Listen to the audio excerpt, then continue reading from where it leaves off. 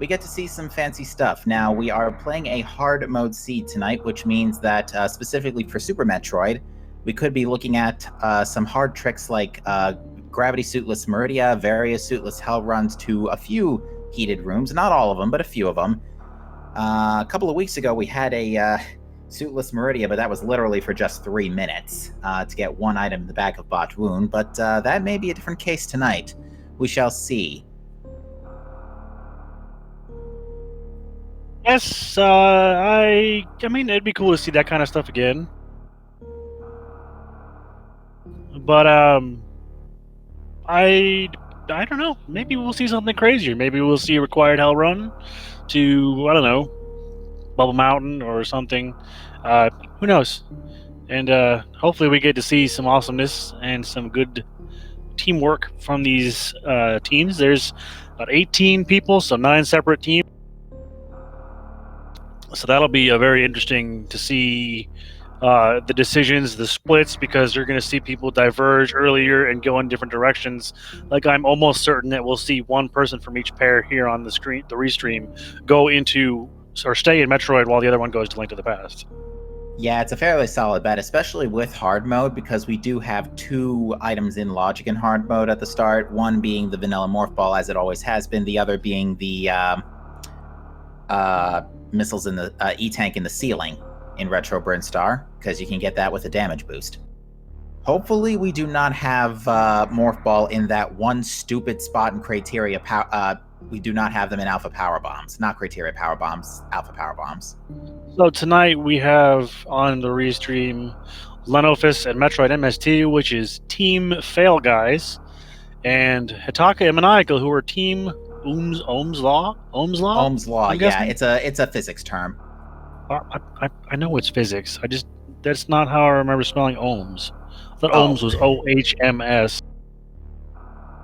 Yeah, that's ohms. This is OUMS. Oh, excuse me. So it's like Ohm's Law. But anyway, the countdown has begun. We shall see the runners take off shortly. The other teams are Hundo Crew with Neaterific and Jex Rock. Team Wilson Phillips with Apathy Duck and Bressingham. Team Wee Woo with Whirly and Joe Shark. Team Bear Pair is Asder and Polar Bear Bunny. Team Crayon Clan is Zempt and the Blue Crayon. Team Crockpot is Solsky and Aussie. That's not even fair. Those two shouldn't be able to be on the same team. Come on now. And Team Ace T is Tracy M and Ace Zero. And we are off, ladies and gentlemen. Yeah, nice to see Lenofis breaking out the Mega Man sprite to show off the customized sprite options we have here in SMZ3. And as you had predicted, we've got an even split here with one runner in each team staying in Super Metroid, the other going into A Link to the Past to show that Lake Hylia Island has an ice beam. That's nice. And I see Hitaka is using what appears to be the Medley sprite. Yes, that is such a cool sprite.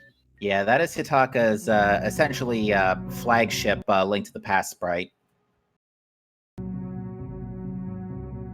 Yeah, every time I see him playing Link to the Past, that's the sprite I see him using, and it's a great sprite. I mean, it's Medley from Wind Waker, yes, I believe, and it's Quake on the Morph Ball pedestal today.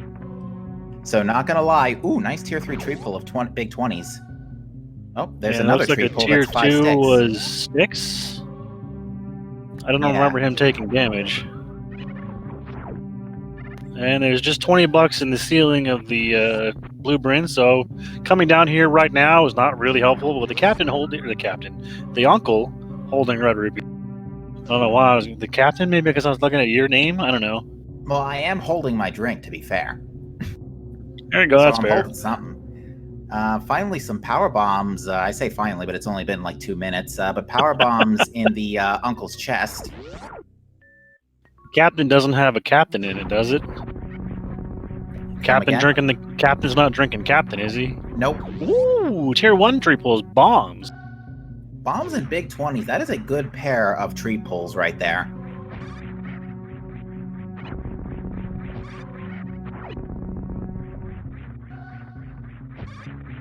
Early Sanctuary small key as well, and Link's House had a ton of change too, so... Yeah, $200 is definitely nice to have early on. Oh, And I saw 2 crystals and a pendant.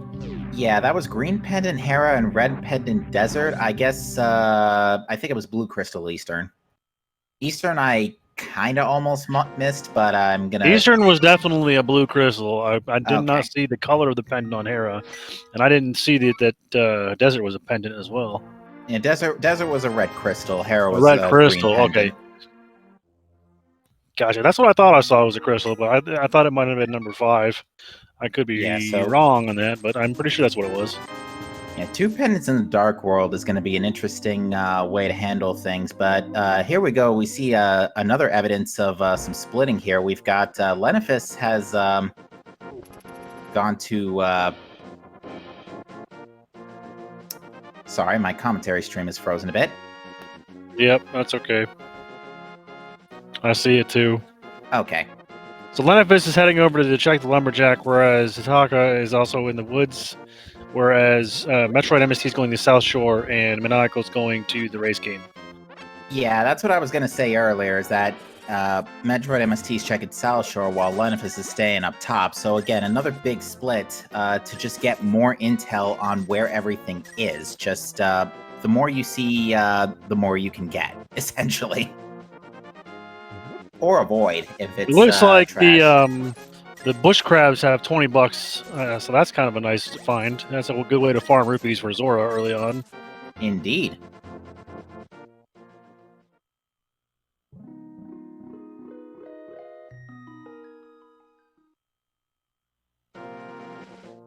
Now, the Lumberjack only had missiles, so we don't have to worry about that this time around.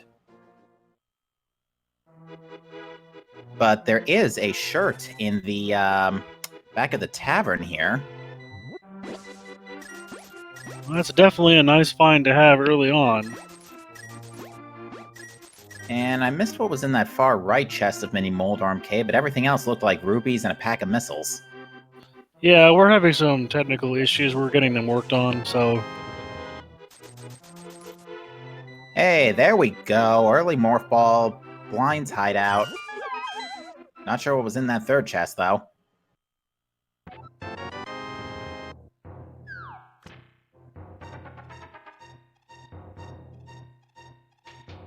Not much going on inside the Lost Woods, it looks like. Sticks in the Thieves' hideout.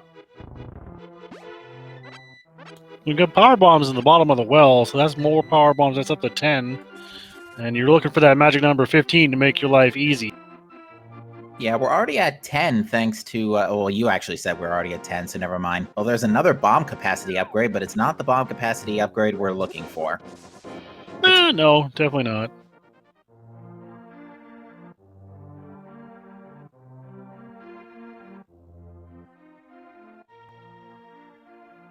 And I blinked and I missed what was in Ice Rod Cave just now. Yeah, I didn't see it either.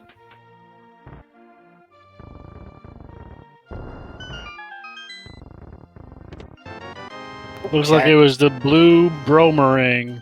Okay. Blue Boomerang's not too bad. At least it's a stun prize checker. The early Morph Ball, that's disconcerting.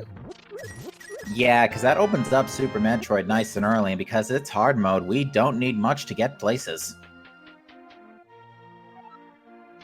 Not to mention, we already have 10 know about 10 power bombs total, so that's fairly easy Brinstar loop. Not perfectly ideal, but still 10's better than 5. Anything's better than 5. 5 is just a terrible, because you have to orphan something at that point because you can't get everything in one go, which is really unfortunate. Yeah, now one thing we want to pay special attention to is the number of energy tanks our runners come up with. Because this is a hard mode seed, various suitless hell runs may be required. The 3 cases where that may be needed is Crocomire, which needs 2 energy tanks, Ice Beam, which needs 3, and Bubble Mountain, which needs 5. We're getting a nice Sahasrara check here from Hitaka, which has a lot of love and some explosives. Yeah, another pack of power bombs. So now we're really set for our Bryn loop. Yeah, and our Torian clear as well, our emergency Torian ammo. Yeah, because you never know when one of those Metroids get attached to your head. It's just easier to power bomb them off.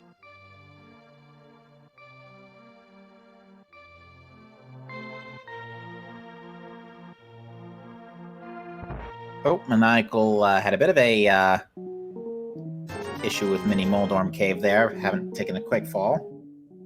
He's got one shot left. Oh, no. And he's completely out of gear. Yeah, he can't do anything about that.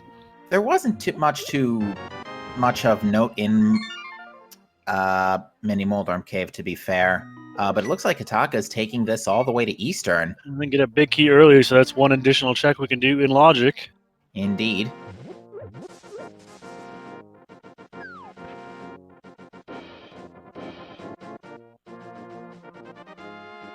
Meanwhile, Leno's going to take a dip. It looks like he's going to go down to... Well, he's just going to do the uncle. He hasn't done this yet. Because, it's not an easy way to do the escape yet, because we don't have any good, reliable weapons. We have bombs, but those are limited. And you can do a bomb escape, but it's not exactly the most pleasant thing to do. Yeah, who wants to do a bomb escape when we have so many other things? I mean, we could potentially just quake the whole place once we get a sword. Very true if anybody has gotten Quake, which there's only one person who has, and that's Leno. Yeah, anyone who... it should be, I think, Leno and Maniacal who have Quake right now, because I don't think Hitaka went to Super Metroid.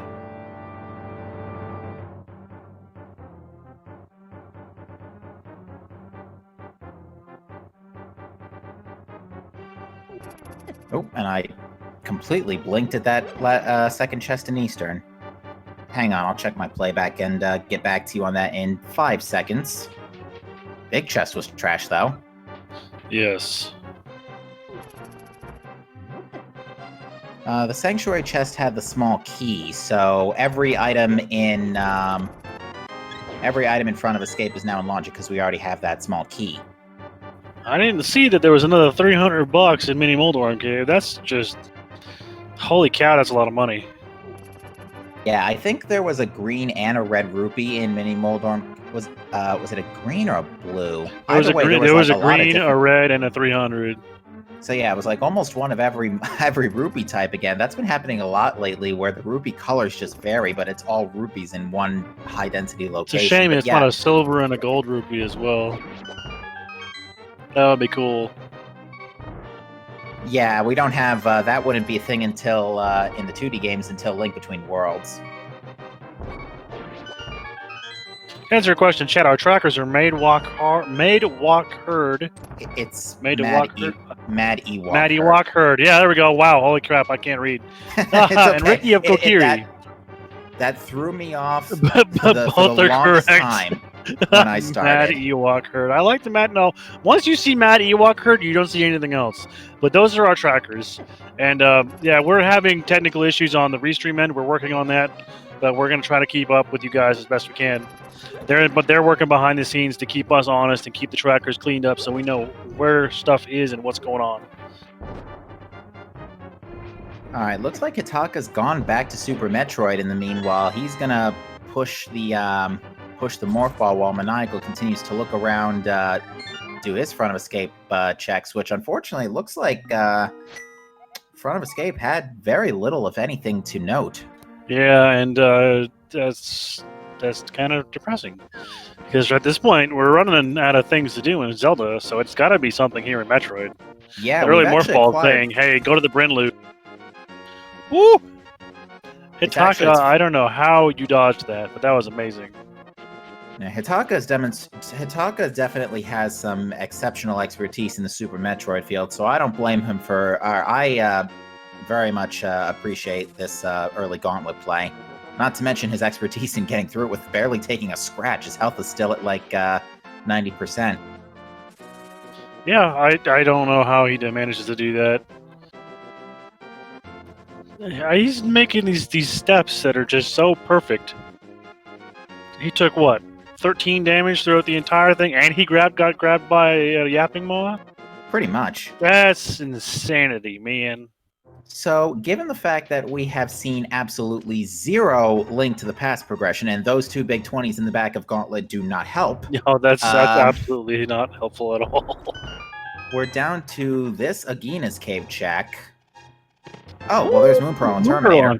Nice. So to answer a question in chat, both runners have to finish, and the team wins when both runners have completed both games. So that's a lot of boths in one sentence. But you have to be able to. Both runners have to defeat both Mother Brain and Ganon to finish the race.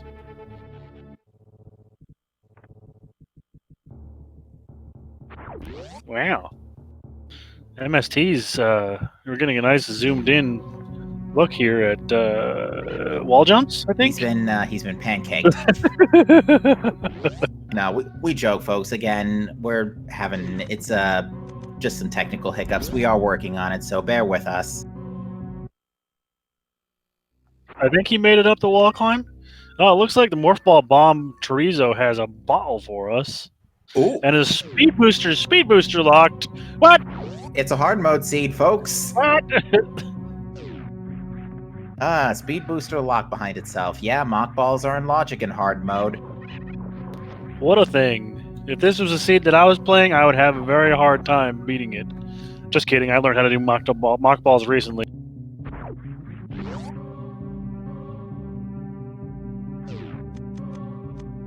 Well, unfortunately, we have frozen again, so hang tight. We are walking somewhere and changing weapons. We're going through a door. Going through another door.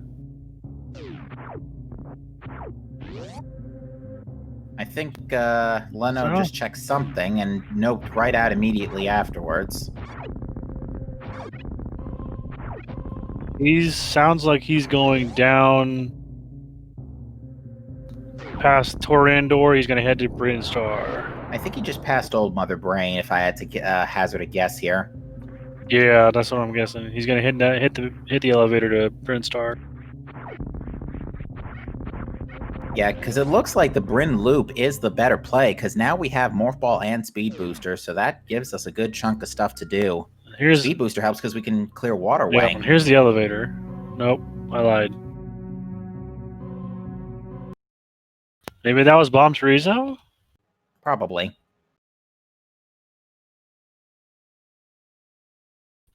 Ladies and gentlemen, this is known. We are working on it.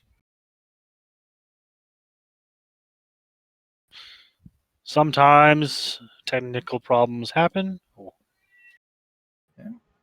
We're coming back up, kind of. So Lenofis is just in... Well, that's not Leno, that's a Metar. You know what I mean? Nah, I joke. It's sprite jokes, folks.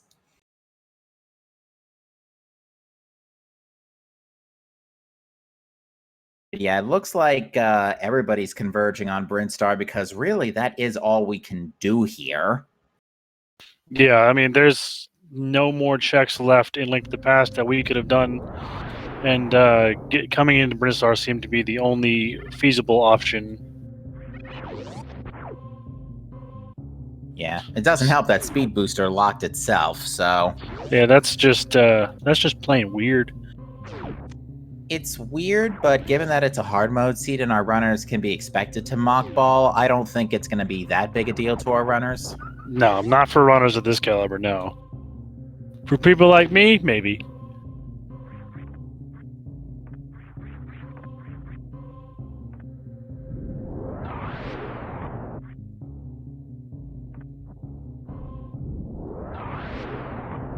Alright, so it sounds like we've got a penalty call for unnecessary roughness, excessive power bomb usage. Yeah, for sure. Alright, we made it to Brinstar. Sounds like he went through the Blue Bryn to go to Green Hill Zone.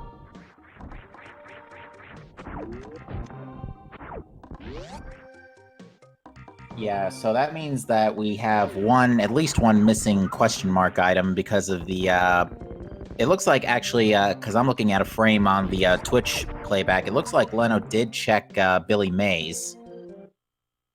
Yeah. And Hitaka was about to check Mission Impossible. And it looks like Leno's decided to go to Red Tower.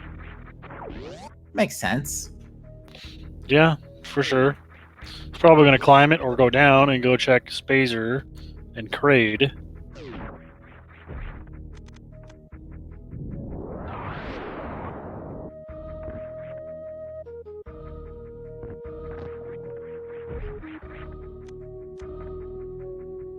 At least we'll be able to tell. We'll be able to tell if Leno gets the quick kill based on how fast the music loops. That's for sure.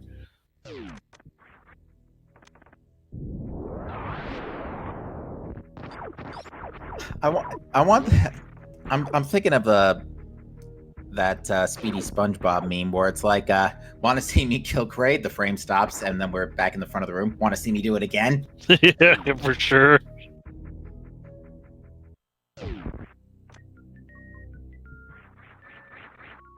Alright, sounds like he's near an elevator or a save room. I thought he was near Alpha Peeps for a split second, but I don't think so. He might have been checking X-ray, actually. Oh, that's kind of a tough check to do, given our equipment. Yeah, that's not on logic either. Oh yeah, because damage boosts of that caliber I don't think are expected. No, I don't think so at all. Those are very difficult damage boosts to do. Well, here's a boss. Yeah, we're coming up on Kraid.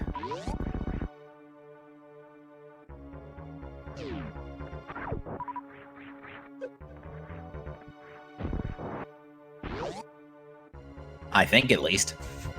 It sounds like it. Unless we somehow made it all the way over to Fantoon. No, that's definitely Kraid. Safe bet this is Kraid.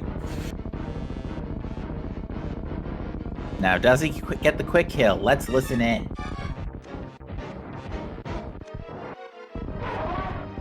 Yep. Sounds like a yes. Sure sounds like it. That's a dead Kraid. Oh. Oh.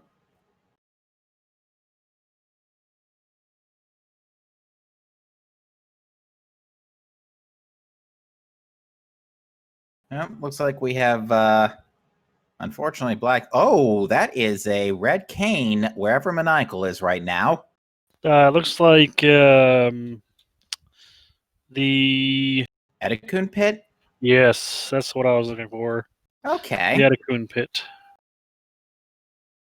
And looks like Metroid MST, safe bet that he's picked up Speed Booster because he's going to go check Waterway now. Or was trying to check Waterway. For sure.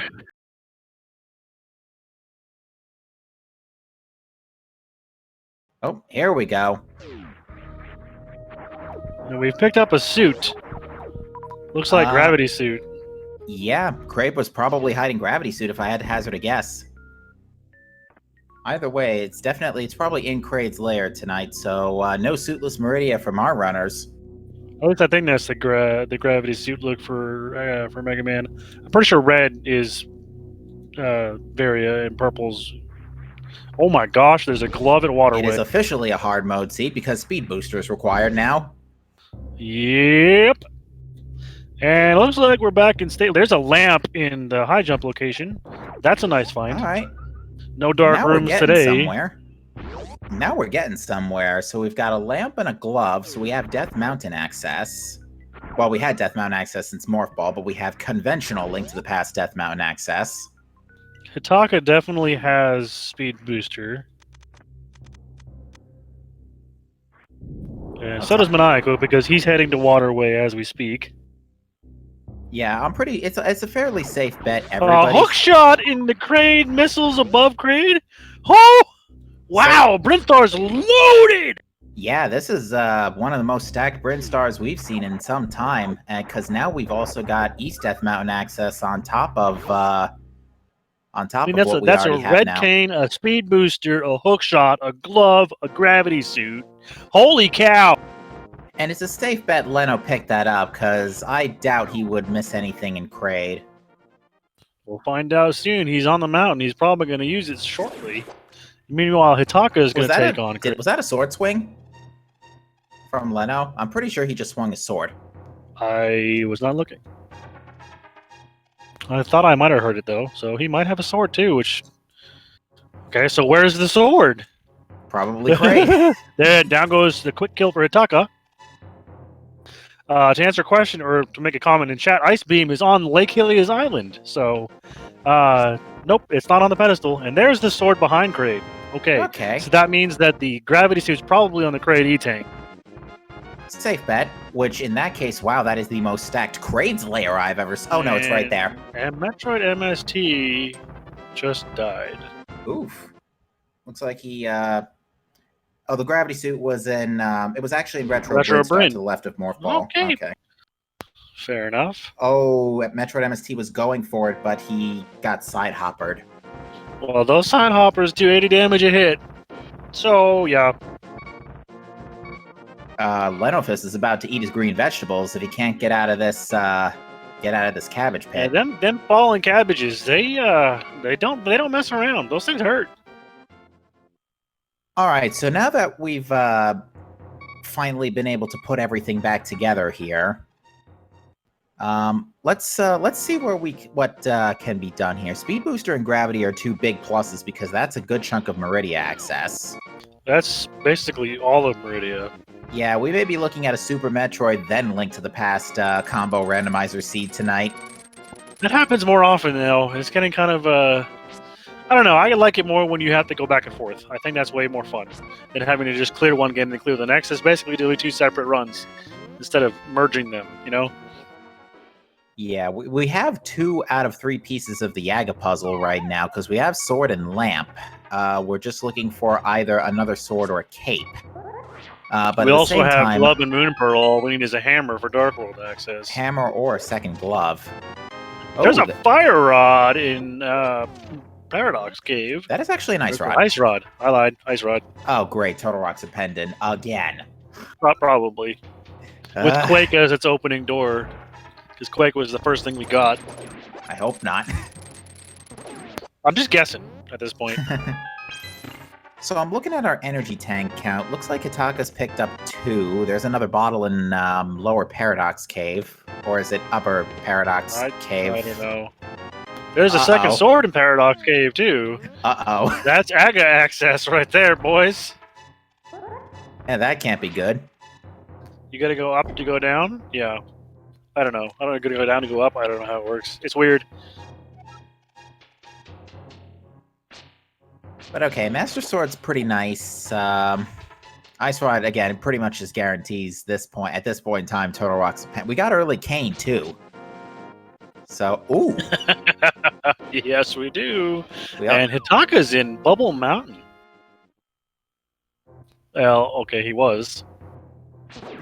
It looks like, but he's going back out.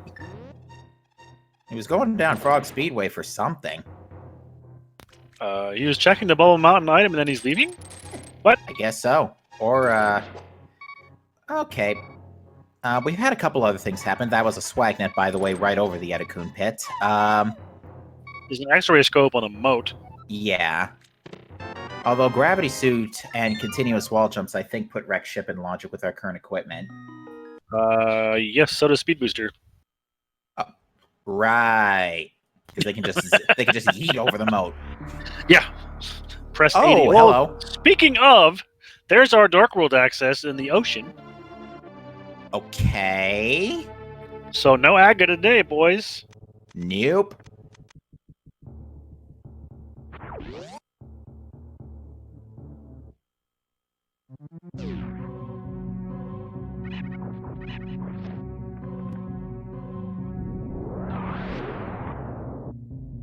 All right, so I think Metroid MST. I think Metroid MST is just kind of backtracking because I think his KO was actually after picking up Speed Booster and a few things, so he's got to do a little bit of backtracking to catch back up here.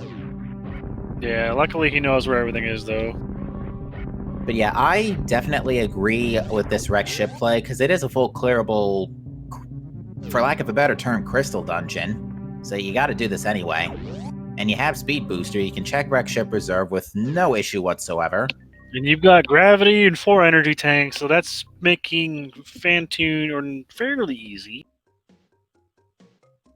Yeah, so and the nice thing is early cane makes gives you access to Icebreaker as well. So if ice just so happens to be a crystal, that's going to be a big bit of an early blessing for our runners. I'm thinking it's going to be Turtle Rock and Thieves Town as our crystals. I said the same thing last night, and it was, or not crystals, as pendants, and it was Turtle Rock and Skullwood. So I was close. Fair enough. But yeah, we got early cane, Ice Rod, Hammer, Quake. That's screaming Turtle Rock. It really is. It is screaming at least a medallion dungeon pretty soon. On the subject of medallions, there's our Bolt Coin and Criteria Power Bombs. That's a nice find. I'm not sure. Oh, MST, be careful. You died here last time. Yeah, he's being extra cautious to kill these side hoppers this time. Yeah, now you've got a little bit of safety. You can take some hits now, but man, those things hurt. And meanwhile, gosh, those things hurt. Well, so does Maniacal because Phantoon's already dead. Yep. That was Phantoon, quick. Bye-bye. The ghost of Argus past. Or present. Or future, I don't know. Not sure either, honestly. There's an ocean fly, not an ocean fly, a moat skip. A moat fly? I don't know. Oh, Alpha So Missiles had Cane of Burna. We got both arcanes already? What? Yeah, we've got Spike. We've almost got Spike Cave access. We literally just need a. We just need our other glove. You don't need mitts for that. Right, it's East Death Mountain plus plus invincibility, not Dark Death Mountain. Never mind. We've definitely got enough. We definitely got enough to do it. And we've got bottles, so I think magic refills via bottles count as backup plans. Yes, I believe you are correct. This is definitely my kind of seed, though, where we got runners in every corner of the galaxy. Making my eyes go cross, just trying to see everything. We got Lenifis trying to do the Wavegate skip. We have a hammer. The hammer is in the ocean, next to Rex ship. Yeah, so we've got... let's think this through for a sec. We've got Dark World access. We have a full clearable Thieves Town. We have a partially accessible Palace of Darkness, depending on Bowlock. We can do all but 2 checks in Skullwoods. Yeah, there's stuff we can do in the Dark World, but it's a really weird case where we need 1 or 2 more things to really explode it wide open here. Please don't let me just curse my words here. Okay, good. It was just... Well, I mean, it is exploding something. Not that kind. You asked for explosions. You got explosions. Fair enough.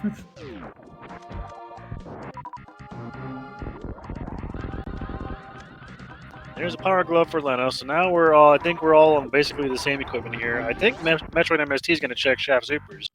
Yeah, drop the power bomb, so safe bet here. He's a little low on him. He's got to be a little careful because he's gonna need one to get out.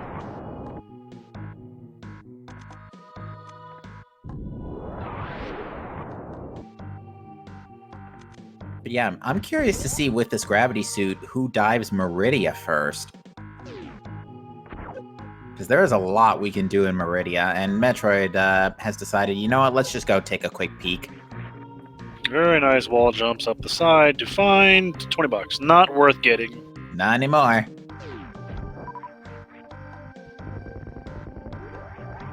Maniacal's farming the little green mine floating thing. I don't know what it's called.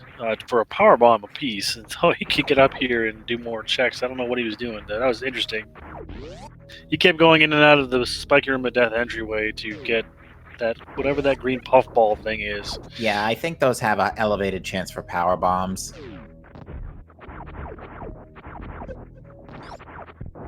Maniacal being a little fancy to using Shine Spark Echoes to clear the attic here. I think he actually wanted to spark left and then just went straight up instead. Yeah, I'm not sure.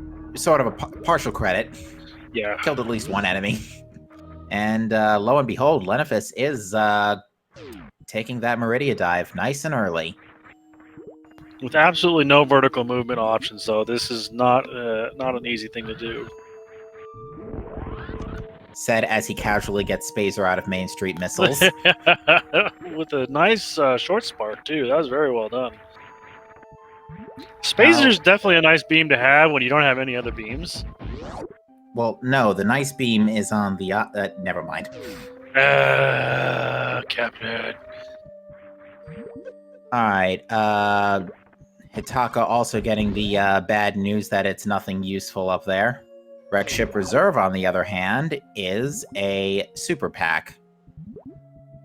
That's staying there.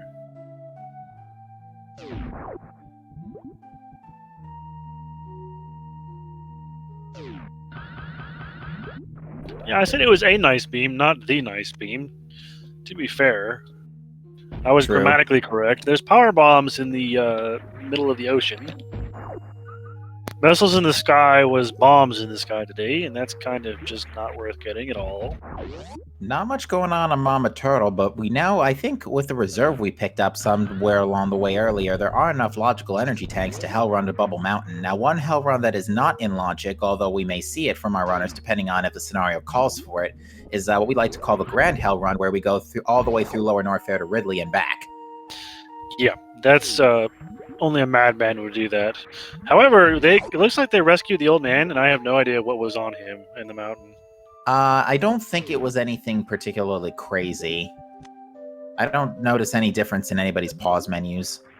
There's a bloopy in the beach. And now we're going to go to see the watering hole from Lenovis. Meanwhile, Maniacal's going bowling.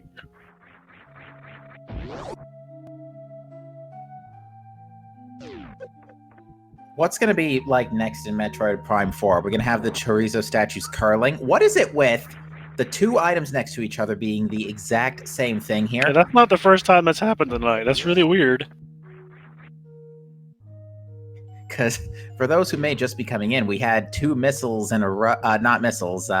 Powder in Wreck Ship. I didn't catch that earlier. Oh wait, no, we're just learning this actually. We haven't actually. seen this before. Okay, Powder Hammer, early bat. Sure. Also, nice safety item for later on, but they're really definitely a nice thing early on to have that extra check. Plus, killing anti-fairies is always a nice thing. Oh yes. Now, what I was going to say before we had the double missile discovery was, what's next for these Chorizo statues? Are we going to see them go curling in Prime 4? Probably. I would love to see that. That would be pretty funny. Or hurling, just throwing you. Fair enough. The closest thing we got to actually bowling was, what's it called? Hall of the Elders in Metroid Prime? Chapel of the Elders. Chapel of the Elders, that's right. I think. Now you're making me doubt myself. I know it's got Elder Chamber in it, which is one of the item checks, but I don't remember I think it's Hall. You might actually be Hall of the Elders. I don't remember. Yeah, because I think Chapel of the Elders is Wave Beam. But enough about Prime. I think you might be right. But yeah, no, sports Chorizos would be pretty entertaining. The Chorizo Olympics. I like the shot put statue. That would be interesting. Alright, so Hera is not fire-locked, which is not the worst thing in the world since we have Lamp already, but... And Leno's just face-tanking Batwoon here, making mincemeat out of the Anaconda. He destroyed that snake.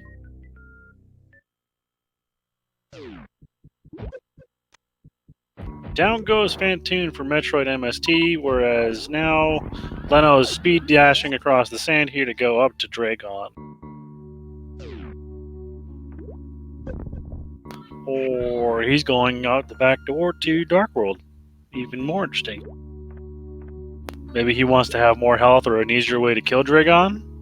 Perhaps. Well, the other thing is, I don't think Leno picked up Hammer yet, so I think he wants to explore the Dark World from this neck of the woods instead. Oh, there it is! There's our pendant Turtle Rock! And our pendant Ice Palace. Never fails. And I bet that pendant Turtle Rock is opened with Quake. I'm just saying. We're We're just looking for Titans mitts, and then we can already take a peek at that. And our red crystal this time is Skull Woods. Skull Woods and Desert as our 5, 6. Oh, and we can't clear either one. All right, so Hype Cave living up to its name because Maniacal just picked up boots and a shield. I totally missed that. Thanks, chat. That's about it, but yeah, Wow. boots and Hype Cave, that's a pretty big one. Yeah, that's a big deal. And Lenafis just got screw attacked from precious missiles because he didn't have that coming into this room. Yeah, I don't know if we've seen all the items in Hera or if we've only picked up one, but either way, Hitaka does not care. Maniacal gets the other boots in the back of Escape. Alright, so we got all of our boots. We almost have all of our footwear. There's one more thing for footwear. Yep, just our flippers, which we do need since Swamp is a crystal this we need evening. our water toes. And it looks like Maniacal has not picked up Lamp yet, but is going to go ahead and use Cane strats to guide himself to Dark Cross. Meanwhile, Hitaka's checking out Spike Cave. Nice early Spike Cave. The Charge Beam! Ooh! Whoa, that's nice. So not only do we now have Charge Beam nice and early, but we're also packing X-Ray now, so not too far away from a microwave. They may decide to hold off on killing bosses until that shows up by chance. Maybe. That's a pretty big maybe. One of us is in trouble. He's got no ammo and he's low on health. Yeah, no grapple beam, and he's been, I think he's been shine sparking a little too aggressively. Still decides to keep going with that play. Dragon on hyperspeed mode at this point. Yeah, alright, so Hitaka looks like he's gonna go... Yeah, Hitaka's gonna go get the fancy footwear now. The boots! That's it. He's not getting anything else. He's like, nah, I don't want any of that crap. Yeah, just to again to remind the audience, the two runners on each side are communicating with each other. So Lenafis and Metroid MST are chatting, Maniacal and Hitaka are chatting. So they are talking with each other to make sure that everybody knows who's picked up what and what's where. Lenafis is doing a great... Very good if you couldn't talk to your partner. Yeah, this is Leto's doing an amazing job staying in one piece here, despite the odds. I don't think we saw what was in Dark Cross yet, but Maniacal is actually now going up Death Mountain. Interesting. Let's see what the old man has. Someone in chat said he had missiles. Oh, well then. I'm sorry, chat, for missing that.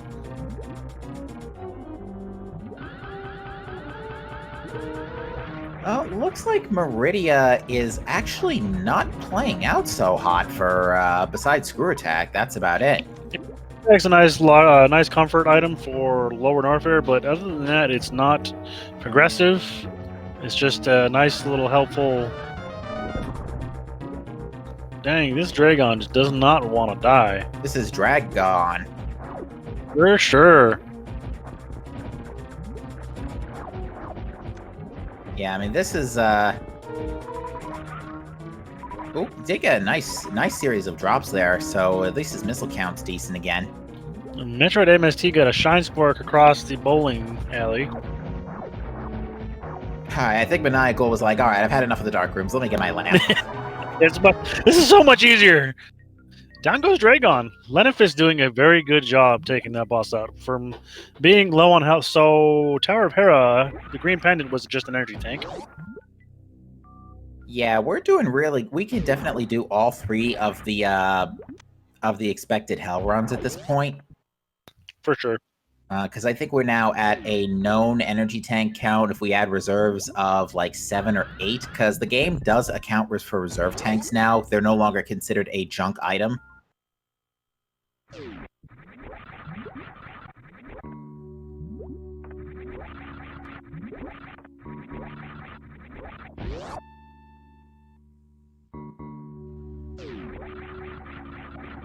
All right, so Maniacal's going to run the crate and get the massive treasure trove of gear that was reported there by Hitaka earlier. And Hitaka's going to check Sick Kid, find out that it is also junk. Hitaka, this is another aspect of co-op that really just lets you be more efficient. It's, Hitaka, since he's certainly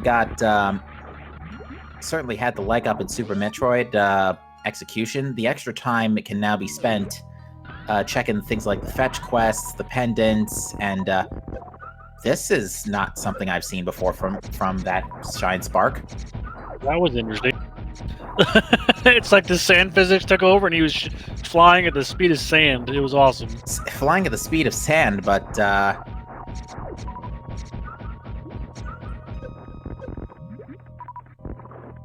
flying at the speed of sand, but still taking damage. Yeah, that was really weird. Well, it looks like he's taking the sand pit on the way out. Yeah, Maniacal gets a quick kill on Kraid. Not sure if Hitaka did. Hitaka definitely did. And he's going to go check out Skull Woods, even though he can't full clear it. Now, given the way this seed has been, I wouldn't be surprised if Fire Rod just falls on his lap at this point. It would be hilarious if it was in here. If not here, then in, like, C-Shape House or Chess Game. I didn't just seriously jinx that, did I? I hope I didn't jinx that. All the more reason to get mitts as well, so we can go do Turtle Rock and get, I don't know, the bow that's up there or something crazy. Yeah, we're literally just potentially mitts away from TR if it's not looking for Bombos. And assuming the key logic cooperates. Oh, I was not paying attention to the I didn't see what it was either, but it's not important. Let me take another quick peek.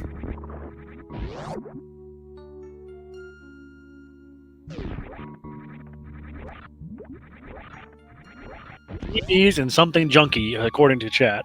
Yeah, he barely glimpsed the second item. I couldn't see it at all. It looked briefly like an energy tank, but I don't know for sure. Either way, he's not getting worked up about it. I guess neither should we. And now he check plasma. A very interesting choice to go routing this way. I like it.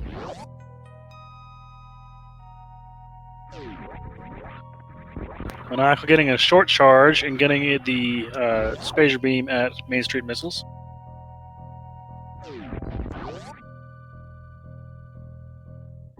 And now I think that Hitaka's going to do a bomb jump here to check the big chest, which means you got the biggie. The mirror at Plasma Beam! Oh no! This is getting, this is gonna be a little, that's gonna be a long pickup. That's an ugly location no matter how you look at it. Yeah, at least Leno has screw attack to make the pirates a non-issue, but getting out of here is gonna be a pain without short charging or yeah, that's actually about all I could do to get out. Maybe gravity jump, because it's all... You could gravity jump, couldn't you?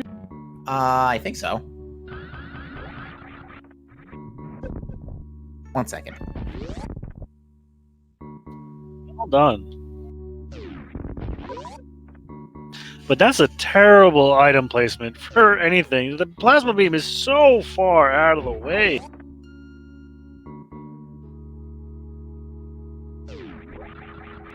There's 5 ammo capacity in 5 arrow capacity in the C-shaped house.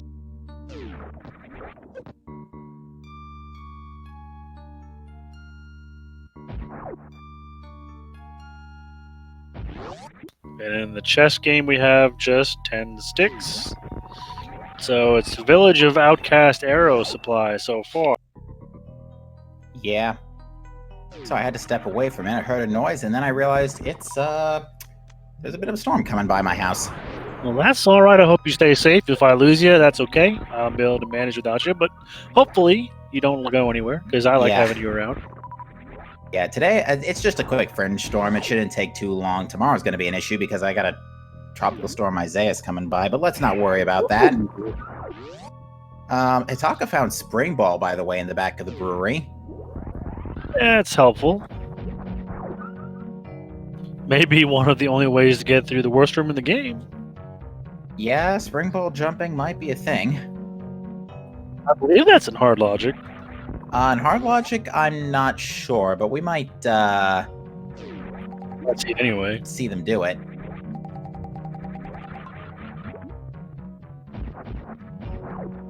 Not looking like a lot going on yet in Thieves Town here in the first 4.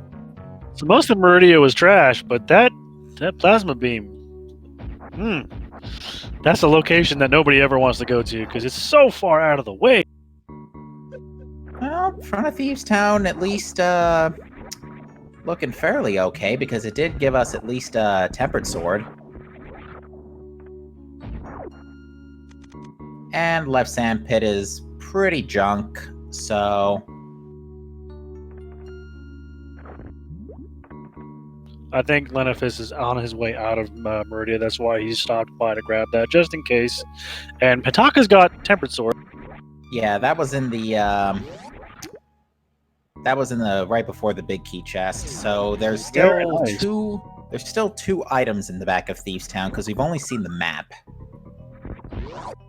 Yep, the map, the big key, and then the 2 items. So we got a small key back here, the compass, and 2 items. However, the small key may be locked in the big chest. We may not see it.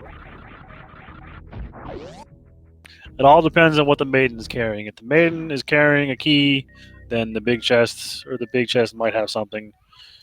If we don't get the key before after the maiden, then it's gone and it's never going to be seen because it's in the chest because of key logic. That's what I was trying to get at with the key logic point, but my brain was just like not wanting to go there. Okay, now we see what that one thing was in right sand pits. It was extra missiles, super missiles. About as garbage as you get. And Yeah. there's compass, so now we have 2 items left. One of them may be on mine. Well, it's not really going to matter if it's on in the big chest or not because we do have easy hammer access at this point. I mean, it's literally just right there, chilling under the moat. I would wager Leno, now that he's done with Meridia, I think his next stop is going to be Wreck Ship after Criteria PBs. Because Wreck Ship, well, at least it had at least the hammer, so it is worth taking the dive. Yeah, definitely. It was a nice short charge to spark across. I never even considered doing that. That's a genius plan. Yeah, I always love to see, like, fancy speed booster chains. Oh, there's something in the big chest. Oh, well. At least we have the hammer to get it. Yeah. Yeah, so Leonard's gonna grab that hammer now. Snag the Fantoon kill. They're kind of... Leno and Metroid MST are kind of just essentially long-range high-fiving. Yeah. Sorta. So yeah, right now Hitaka's the only one. Aw, the door just barely didn't open in time. Lenofist had an ocean fly. That would have been beautiful. Leno? He's going out the other side. Going up the other side, I think. I think he might just get hammer on the way out. Well, I hope so. Meanwhile, Hitaka's on the blind fight, and it's a scripted fight. If you hit him 3 times as soon as able to, he follows the same pattern every time. And you only need to hit him 9 times, 3 times per phase, with any weapon that he can be hit by. Blue cane, red cane, hammer, sword. It all works. Metroid MST having a lot less trouble and snagging a blue suit as well. Or not. Yeah, or why would you get rid of that? Unless he's got another one queued up from a spike suit or something. Then again, he could probably short charge his way out, couldn't he? He probably could. Yeah, that's what he's doing. So he was just getting a blue suit to show that he could. I guess. Hey, if you're not having fun, what's the point, right? Exactly. I just headed over to Alec Baldwin's Dig game. Yeah, I can kind of see that.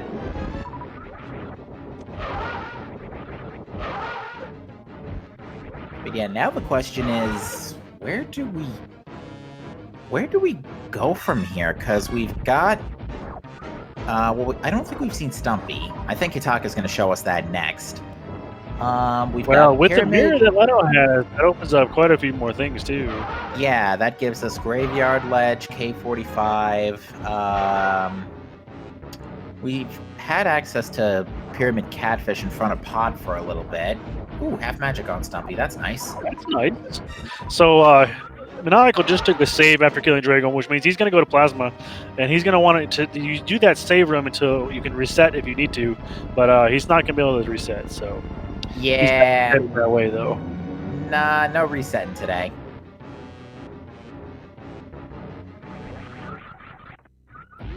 Hitaka's headed to Pod, which is not a bad call because there's 5 items there that we could potentially get. But he's probably going to do Pyramid and Catfish first, or not. I'm actually surprised. I don't think he's went to go grab a potion. I know he's got a bottle. If absolutely necessary, he could potion glitch. But I'm surprised he hasn't gone to pick up a potion first. Although, granted, there's really no good way to get to the Zora area. Not the Zora area, the Witch's Hut right now. We still don't have flippers or flute. He doesn't have the mirror either, so he'd have to walk there, save and quit, and then walk. And that's Pretty no much. fun. And Lenifis just killed Fantoon and he's leaving. There's nothing else in Wreck Ship he's going for. I mean, to be fair, there's nothing else in Wreck Ship anyway. Yeah, it was sort of a get wrecked ship, but it was a good sea. Yes, definitely. The ocean was nice. But anybody who's actually been to the ocean knows that the ocean is not that nice because sand just gets everywhere. And, that's never fun.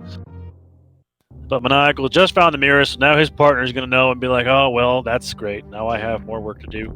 And Pod is probably going to be bow-locked. Or not. That's cool. Not this time. Make me a liar game.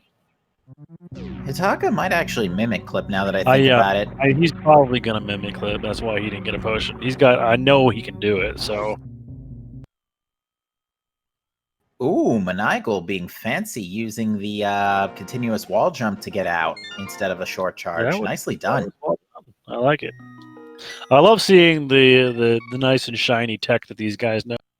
It's so cool to watch. It makes me really jealous that these guys are so good. And I'm so terrible.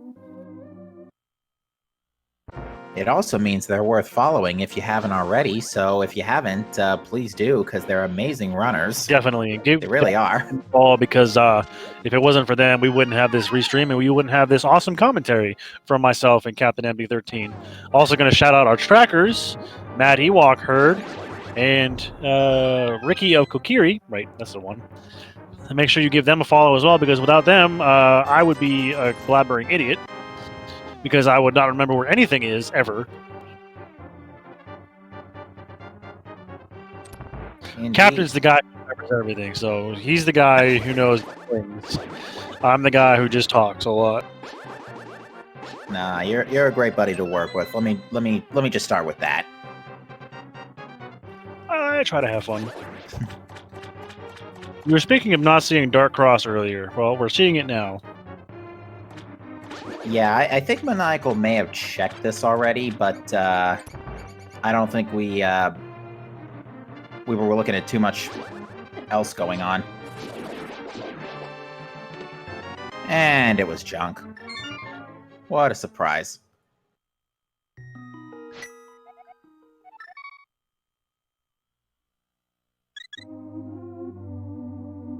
We have a question, chat. How does this work, and how is Lenifis playing as X? Well, Lenifis is playing as X because the combo randomizer has a bunch of custom sprites built in. What's happening here is our runners are essentially playing a combination ROM of Super Metroid and Link to the Past. They transition between the two games by going through 4 cross-game portals that take the place of rooms that are normally junk in their vanilla games, such as the Crateria map station, which if you go through that as Samus, you pop out as Link in front of Lake Hylia, in front of that fortune teller's house, near your house. Just to give an example. The goal here is for both of the runners to defeat both Mother Brain and Ganon. They must do that in order to signal their completion of this race. The items are shuffled in both worlds. We could have some Super Metroid items and a Link to the Past. We've had a lot of Link to the Past items in Super Metroid. And so, again, the goal is to just beat both games and do it as fast as you can, assuming the game's nice enough about what it gives you. And this is a co-op. So both pairs of runners that you see on the restream are communicating with each other to keep each other appraised of where they're finding items and whatnot, so they can keep track and get through the game just a little bit faster. We have these 2 teams on a restream plus 7 other teams not on restream. So for a total of 18 runners and 9 teams. And if you're interested in playing this game, you can go to samus.link and you can play this game for as long as you want. But Maniacal is going to go fight Crocomire. And what do I always say? Always bet on Croc. I bet various suits down here. Could be. We've had Hellround ability to get down here for some time. We've had Speed Booster. We've had a couple of energy tanks in Sphere Zero. It's been a pretty early Croc accessible seed. Right. So let's see. Is MST going to be the last one to deny Crom a prom? Create a prom. You've been playing too much Fire Emblem, haven't you? Actually, never played Fire Emblem, unfortunately. What? What? Oh. Why did Maniacal just casually drop into the thing? I just got eaten by Croc. That was weird. I've never seen that before. He literally just hopped in. Meyer was like, "You're coming with me, bro." And MST did get the quick kill on Kraid, so Kraid did not get to dance today. So I don't think Maniacal lost a lot of time with that, because I think he saved after Dragon. Oh, he saved before picking up that mirror, I think. So he's got to go back and grab it. Long trek. Oops. Yeah, that's going to be one to ask about in the interview. Itaka's going to Meridia through the back now, and is going to collect the treasure trove of item. Well, not real treasure trove, but the nice couple of items and a boss kill that are back there. Exactly. Chat's surmising that Maniacal was trying to set up a crystal flash. Oh, but he may have dunked himself a little too hard in the lava. I think he got grabbed. I think Croc actually pinned him under the lava, and that's what killed him. Maybe. Because it looked like he was trapped underneath Croc's jaw. Yeah, it did. You're right. Yeah, we're definitely gonna have to ask about that one, because I've never seen that before, and I'm curious. Yeah, that was kind of amusing, if not weird. Yeah. And unfortunate, because that's a lot of backtracking he's got to do. Yeah, at least he knows exactly where everything is. That's the only thing, is it's a time save, because you just go for the items you know you need.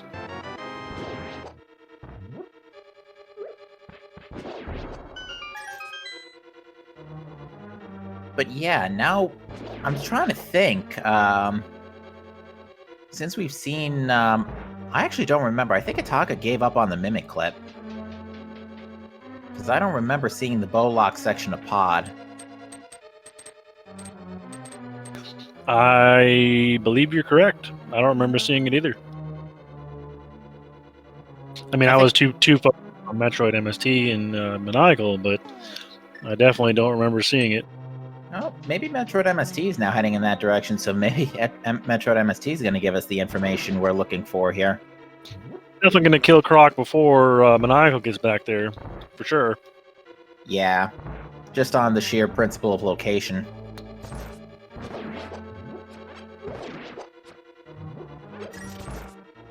And hello, Crocomire, again! Round 2, fight!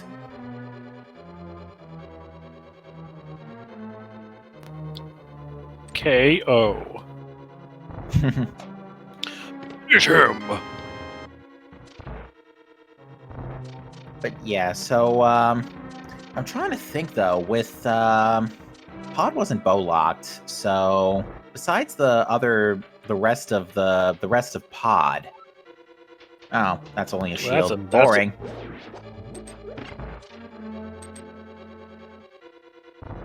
Well, I mean, yeah, flawless victory. That's right. He didn't take any damage from Croc. That's for sure.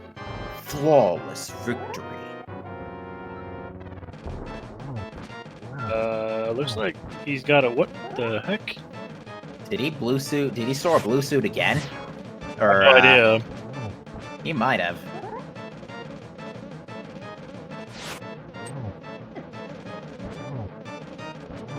But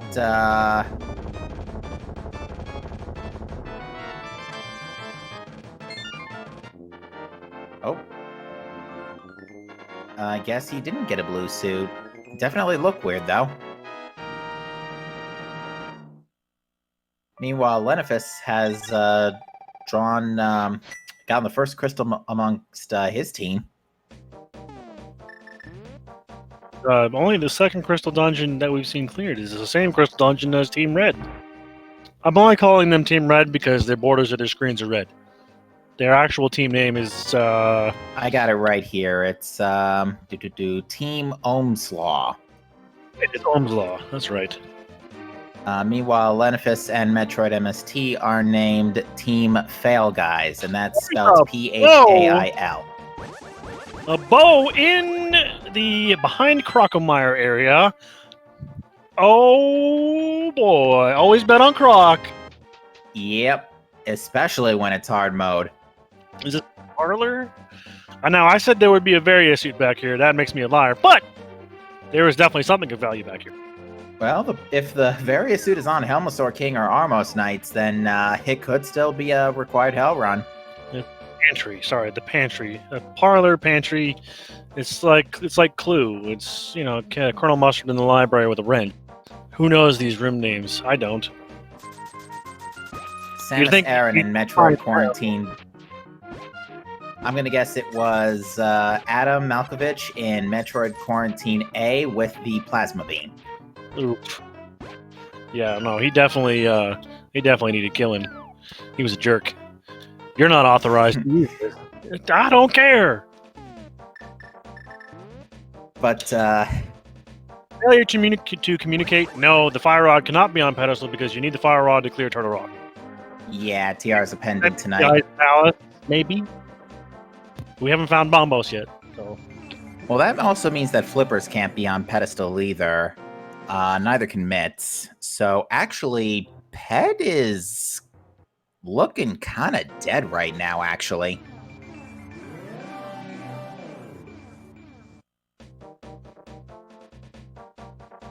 Maybe Flute, but even still, that's a bit of a stretch. Very astute could be on there. Maybe. But that would be horrendous. If that's the case, we're seeing Grand Hell runs. Yeah, I don't think we're going to see people get it if that's the case. But yeah, it could be there.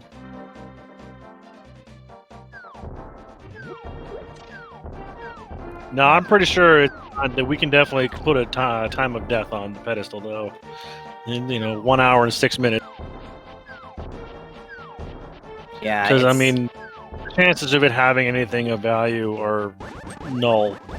Yeah, very, it's very pretty much. It's literally Varia Suit or Bombos if it's Myers Medallion and not Turtle Rocks. That's about it. Granted, that could happen. I mean, you called Boots on Ped 2 weeks ago.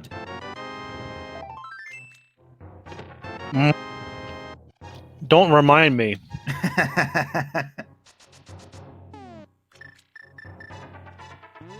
Alright, so Blue Team is just now learning about Pegasus boots, so I imagine actually Metroid MST is going to be heading in that direction pretty soon as well. Get a lot of flack for calling things like that, and then people come to me later and like, dude, you cursed us. I'm like, I didn't mean to. That's alright. Someone from the Prime Rando was a little mad at me because I called something important on Thardus for the Prime Weekly, and it turned out to be Grapple Beam, which actually was important because there was an artifact in Quarantine Monitor literally right there. Oh man, that's terrible. I don't know. You and I an uncanny ability to do that more often than we should. And there's the mitts on the pyramid ledge. What? They were chilling right there this whole time. That Turtle Rock access, boys. Yep, it is, assuming it's not Bombos locked. And if it's Bombos locked, that's okay. It's probably just chilling in Hookshot Cave. Probably, because the key is almost always under the mat. Yeah, actually, with Mirror and Mitts, we can now pick up Space Jump too, which is on the floating island. Oh, I didn't see that. But nice. Technically, you could also, can't you? Never mind. You can't fake flipper to that. Never mind. Yep. We haven't seen any fake flippers. If now that you mention it, we've actually not seen the Zora area at all. I would have been able to laugh if various suits on King Zora.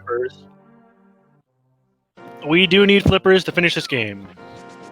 Yeah, Swamp is a crystal, and if there is no nice, way to get through Swamp without flippers yet. I mean, Diver Down helps, but it doesn't completely solve the problem.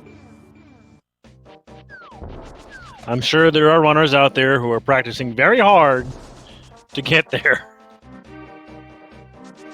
If I'm trying to find a way to be able to do Swamp without flippers, but I don't know of a way to do that yet. We don't need the flippers to get the Ice Beam. I mean, you do. I mean, yes, you do need the flippers to get the Ice Beam, but we don't need the Ice Beam, is what I was trying to go with. Yeah, the logic for Super Metroid does expect you to have either Ice Beam or 15 Power Bombs, which we've seen plenty of, so... Yeah. The Ice Beam is not required. It's a nice thing to have for Turian, and also really good if you have the whole beam combo because it does more damage than Supers on Mother Brain, but it's not required. I mean, there's a couple ways you can fly. I mean, we can get those bombs that Maniacal just picked up in front of Bubble Mountain Reserve, or we can go get that space jump. Oh, hey, Fire Rod in an appropriate location. It's Fire Rod in a fiery place. That's hot. Isn't that twice in a row that's happened now this weekend? I think yesterday it was in the same spot, or it was in the room before it. It was definitely in Norfair somewhere. I remember that much. I think it was in Bubble Mountain Reserve. Yikes. All right, so we're literally just looking for flippers, and we're done here, and possibly various suit, depending on how much these people like to Grand Hell Run. I'm gonna call it now. Flippers on Laser Bridge. Oh, jeez. We have had Turtle Rock access for a while. Yes, we have, and now with that Fire Rod, Turtle Rock is a full clearable dungeon, assuming it's not Bombos locked. Speed Booster is a whole lot of nothing. Alright, Maniacal's setting up a deliberate Crystal Flash here, because, yeah, you still take damage without Various Suit in the randomizer. Yeah, what I wouldn't give to have that in Echoes. Oh, yeah, believe me, I would like that. I would die so much less often in the Dark World if I could do that.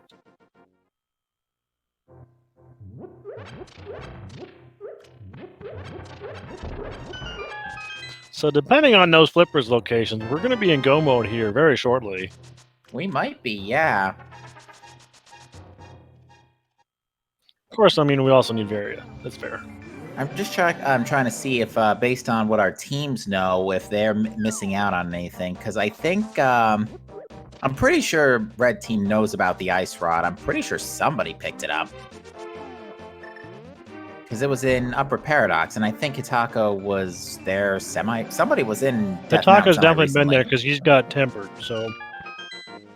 Yeah, so I think Hitaka is packing Ice Rod. So they know about Ice Rod, they know about Bow. They know about Fire Rod now. Yeah, they know about Fire Rod, they know about swords. So yeah, they're collectively just looking for flippers. And Titan's mitts, technically. Oh no, Hitaka has mitts, never mind. So yeah, everybody, I think at this point, well, Blue Team does not know about Fire Rod by the looks of things. Not yet. But that's pretty much the only difference between our runners right now. Oh, the other thing is Hitaka knows about Charge Beam, so... Where was that again? That was someplace... Spike Cave. All right, Metroid MST is about to go grab the mitts. Looks to me like Hataka's trying to set up a splash deletion to get into Pyramid Waterfall Fairy. That's the. Ooh, yeah. We saw this yesterday as well, and it looks Oh, like and he he got it. Very well done. Wow, and then there's Lenofist is doing fake flippering to go see Old Man under the bridge at the same time.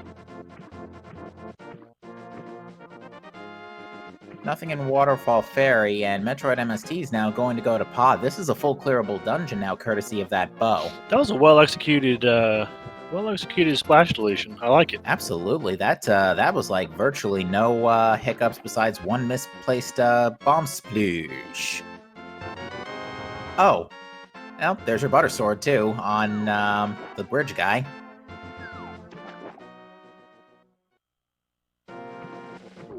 Answer question, chat.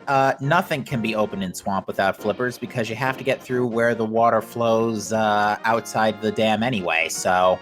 Yeah, you need the flippers to get to the first chest, which is a key. So yeah, Swamp is absolutely inaccessible without flippers. For now. Until somebody finds a way to break it, because I know somebody will. And the Zora area was hot garbage. Big scam. I mean, Scamfish is called Scamfish for a reason. 99% of the time, he's a scam. Yeah, let's see what the story is with the Bowlock side of with the rest of Pod here, because Hataka noped out of this earlier, and I don't think we saw what was back there. So this will be really interesting to see. Oh, that was an interesting setup to get by that Hellway.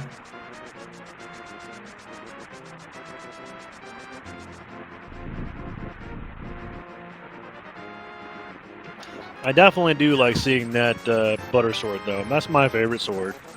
Obviously, for more than one reason. It's butter. Who doesn't like butter? And two, it does a crap ton of damage. Come on, Greg, really? Yeah, that was what was in the second Bowlock chest. It was the other Greg. Outstanding. Well, at least we found both of them. Yeah, we did. But, okay, so the Bowlock side of Pod wasn't worth anything. Let's see if we can actually get into Total Rock right now. Maniacal had that muscle memory kick in, and he went to check the item at Pyramid Ledge rather than actually going to get it, even though his partner already told him where it was. Oh, it's Bombos again in Turtle Rock. That's unfortunate. Okay, Ped's like 99% dead. Literally, the only thing it can have left is Variasuit. As I said, we declared Pet dead 9 minutes ago. Unless it's a zombie, it ain't coming back. And if it does, we need to. If it does come back, we need to shoot it multiple times.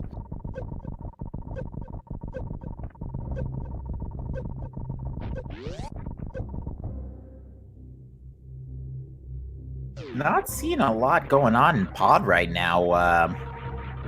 From Metroid MST, I saw a big 20, and I'm checking the playback for Vanilla Big Key chest right now. Just another small key. So yeah, still. Granted, Pod's gonna start livening up in a second here. Blue team's about to find out about Fire Rod and the other thing that was right before it. That escapes my mind because I know it existed. It wasn't anything important.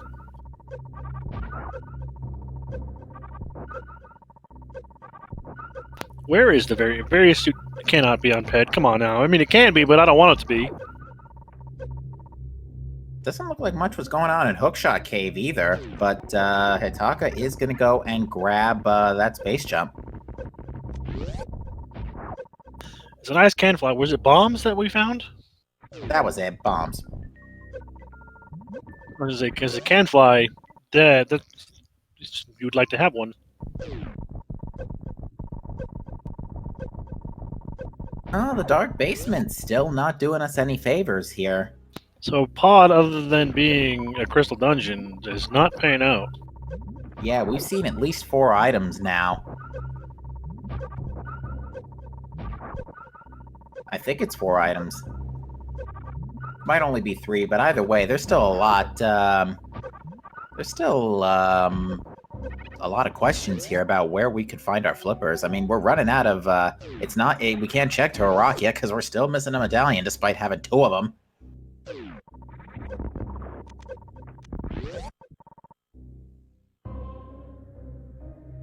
Nice save. Yeah, we're definitely running out of real estate.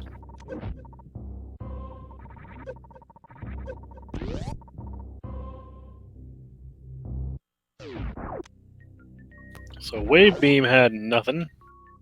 I don't remember seeing this before. Pod is barren. Pod was not the way of the hero. No, it was not.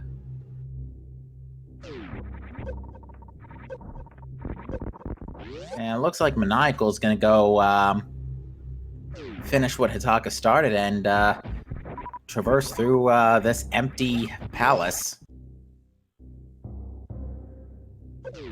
I don't think I saw the compass, so I think it's the compass on Helmasaur King. I gotta double check though. I gotta look at this pause the compass was in Dark Maze. Oh, okay. I think it's an item on Helmasaur. Oh no, we got no map, so it's got to be map on Helmasaur. Well then, bummer. Yeah, we can declare Pod dead too.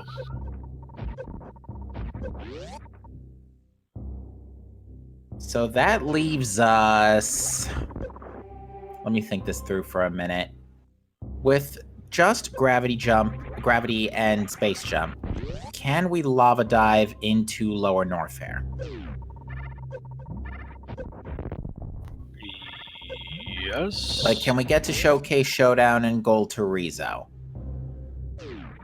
That's the big one right now that I'm still not sure about. Yep, and there's the Fire Rod knowledge for Lenofis and Metroid MST.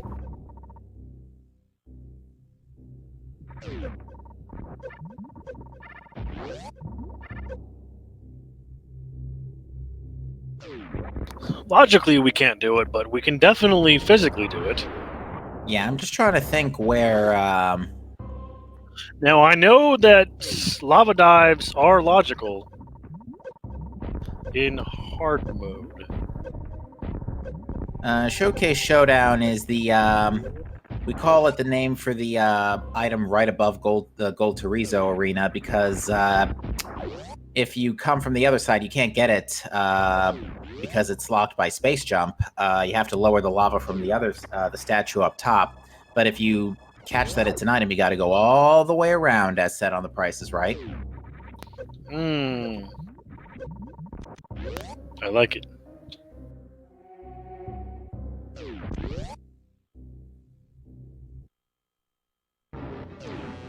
Actually, as Metroid MST is finding Helmasaur, I'm actually just realizing we still have no idea where Silver Arrows are. I'm kind of a little early to be talking about this still, but... Yeah, we probably will find them. Maybe. They might actually be in Gaines Tower. They might be on the pedestal. They might be behind Ridley. Who knows? Ridley, Pyramid Fairy, which actually... Oh, we still can't do Pyramid Fairy yet, can we? Because we can't get to Desert without a book or either Mit's flute or Variasuit. Solnir, I don't know what you're talking about, man. Price is Right was something I grew up with, and I'm not a boomer. I'm a millennial. I used to watch it all the time when I was in high school. I mean, I would watch it all the time. This show is awesome. I mean, it got a little bit worse with Drew Carey, but Drew Carey's a pretty funny guy. Yeah, he's doing a good job.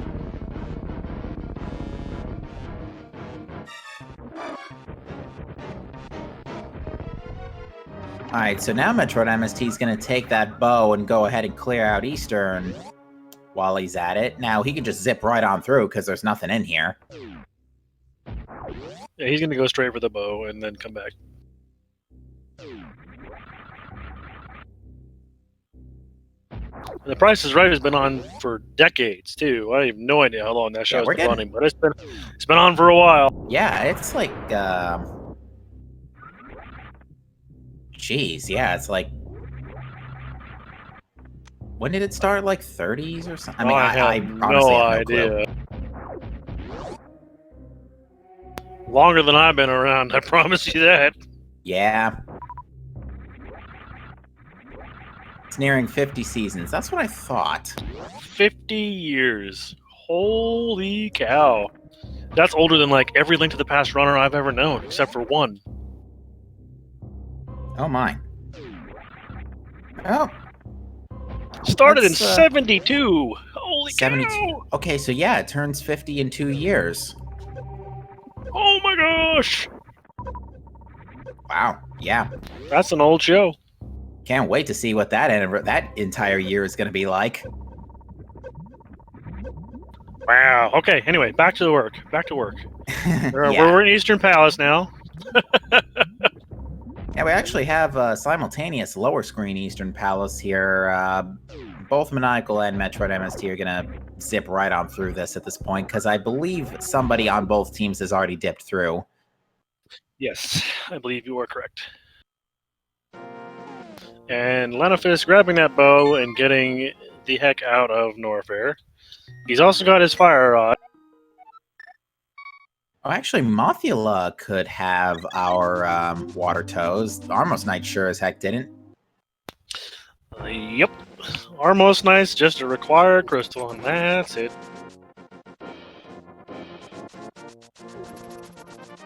Yes. Wait. Ricky. Oh, actually, wait a minute.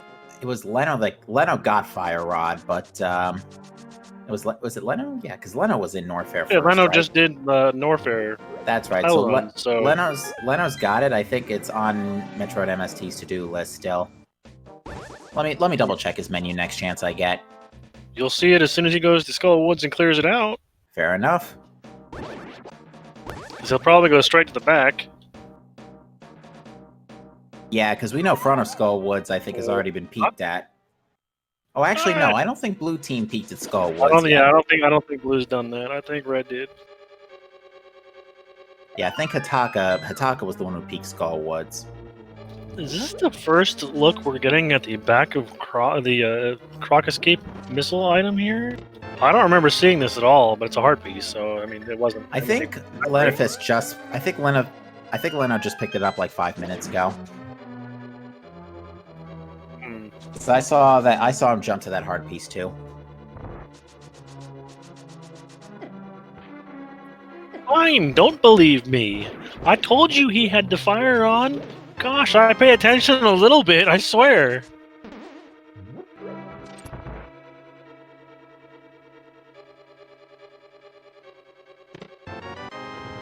Actually, I just blinked in. Oh wait, no, that was a small key. Pinball Room is guaranteed a small key in this version of the combo randomizer. The logic for this for the combo randomizer is kind of its own branch, so it only has like bits and pieces of A Link to the Past version 31. It's not like the whole thing where Fire Rod is a valid Maniacal's just given up at this point. Well, he's only got one arrow left, so he's figured he'd do it that way. I mean, that's not a bad way to do it.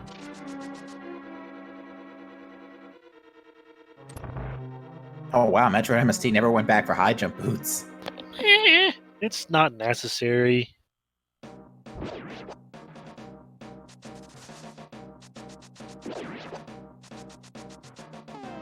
What was given to the green for green pendant? Hataka was the only one who turned it in. It was an energy tank. Yeah, it was absolute garbage. The blue team has actually not done Hera yet. Right a lot of stuff to do. Right now, both runners, as far as their knowledge goes, they are looking for only flippers and possibly Variasuit.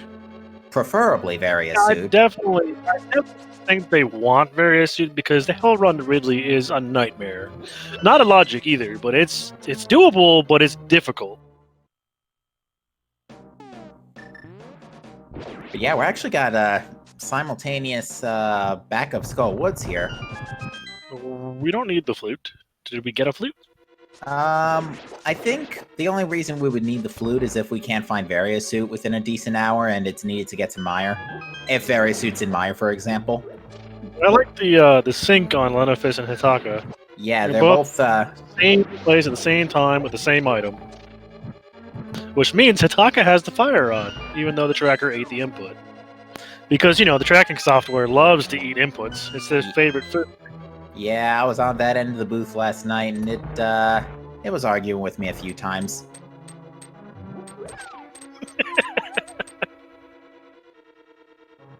And here comes Hammer Pegs from Metroid MST. I think we feed the tracker enough, Zaru. For sure. Oh, there it is. Various Hammer Pegs, so that's Ped dead. Goodbye, Pedestal. We could have had those. We could have had that suit for like 50 minutes ever since we saw Titan's Mitts, just saying. As I said, Pedestal was declared dead at 106 when we found whatever item we found. I don't remember what it was. It was, Bow, I think. But yeah, with Various Suit, now we don't need the flute anymore either. So yeah, we are now literally just looking for flippers. Oh, that doesn't help. Yeah, that's great. That could have been useful more forward bring on. The Smiths were the Smiths were grapple masters. Grapple forgers today. I don't even know. There's a lot of items over here in the these later checks of Kakariko. Is the magic bat gonna have the flippers? This would be the trifecta. Yeah, because we've had access to this ever since we knew about Hammer, and we've had powder for ages. Oh, Nope. Bottle.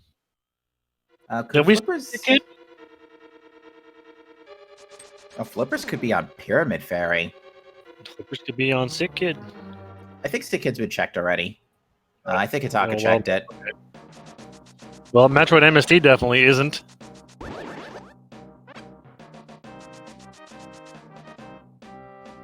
So yeah, it is literally just down to where flippers are, and they could still be pretty much anywhere. The only place we can't it's on Laser Bridge.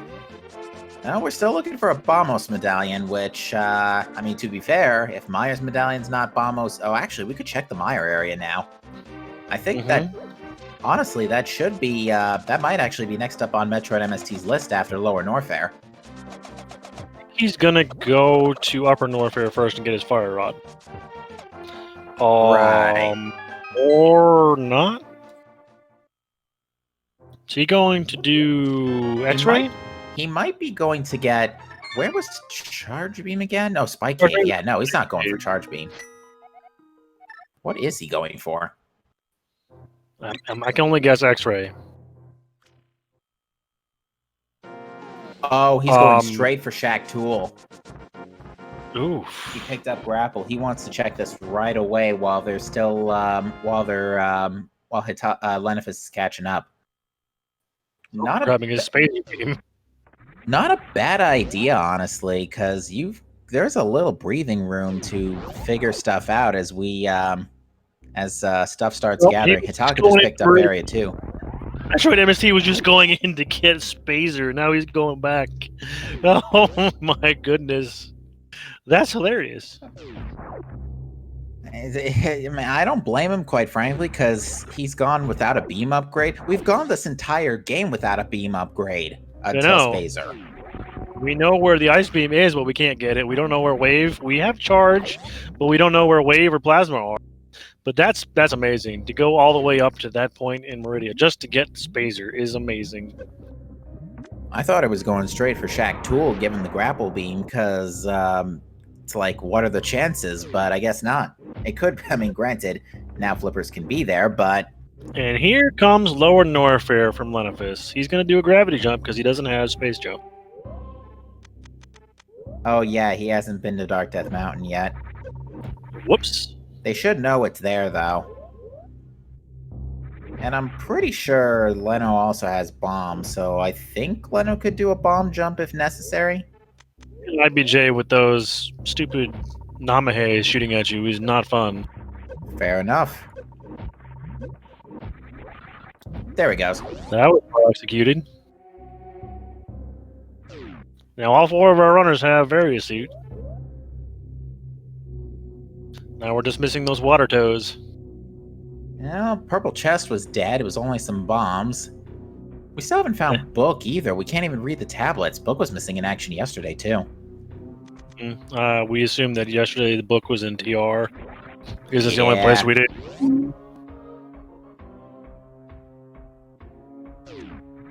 Now we got the best music in the game.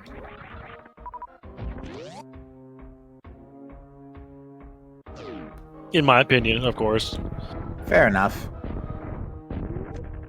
I still like the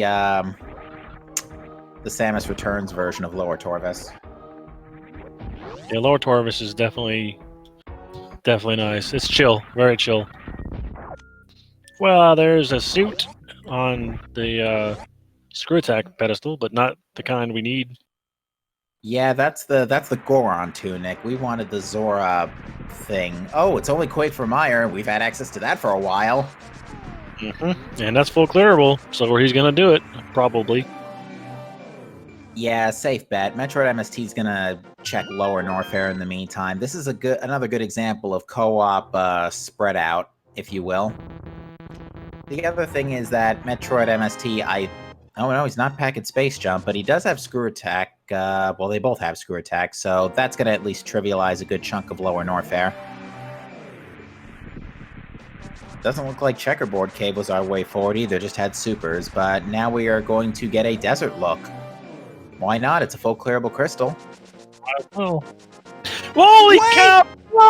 The flippers have been on the desert ledge this whole time! And we just got access to that. What?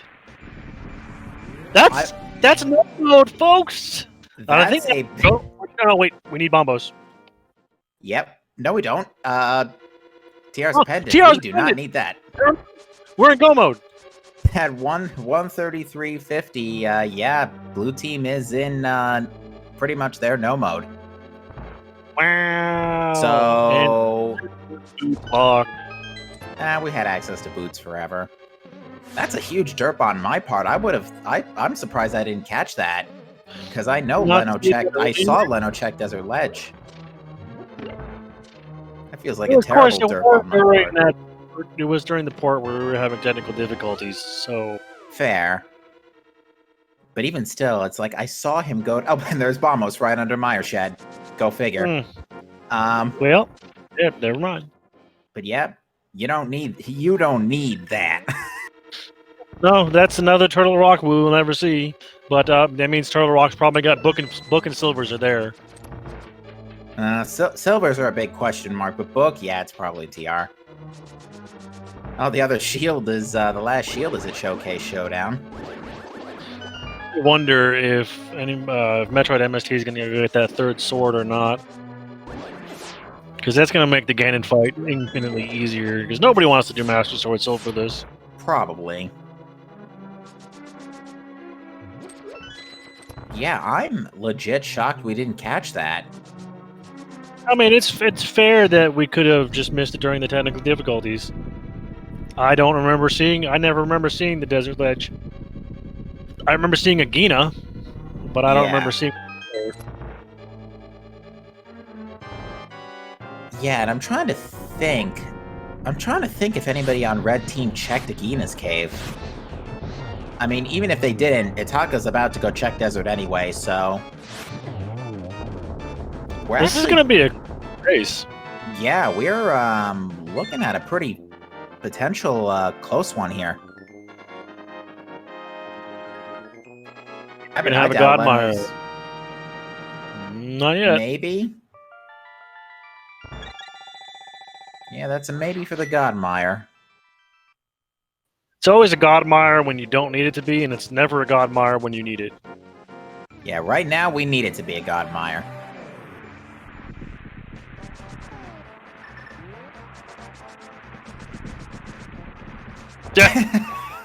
There's the beam.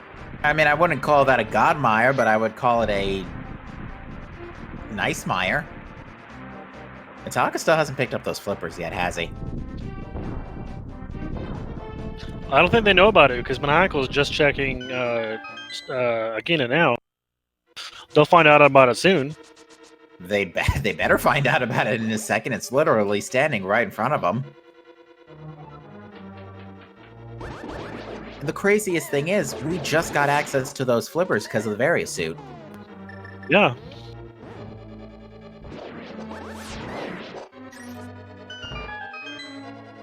Yeah, man, and Meyer's gonna be fire locked too, of course. Because why not? Put the big key in its vanilla location, because you're a jerk. Thanks, game.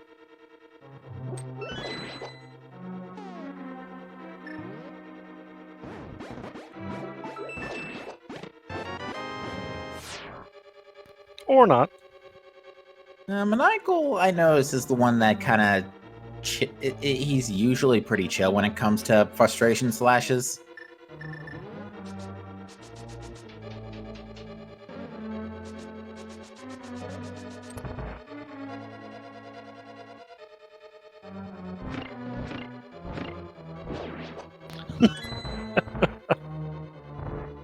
Now we got 3 out of 4 runners. They're all in the same dungeon, just in different worlds. Yeah, but they're all in no mode now, so...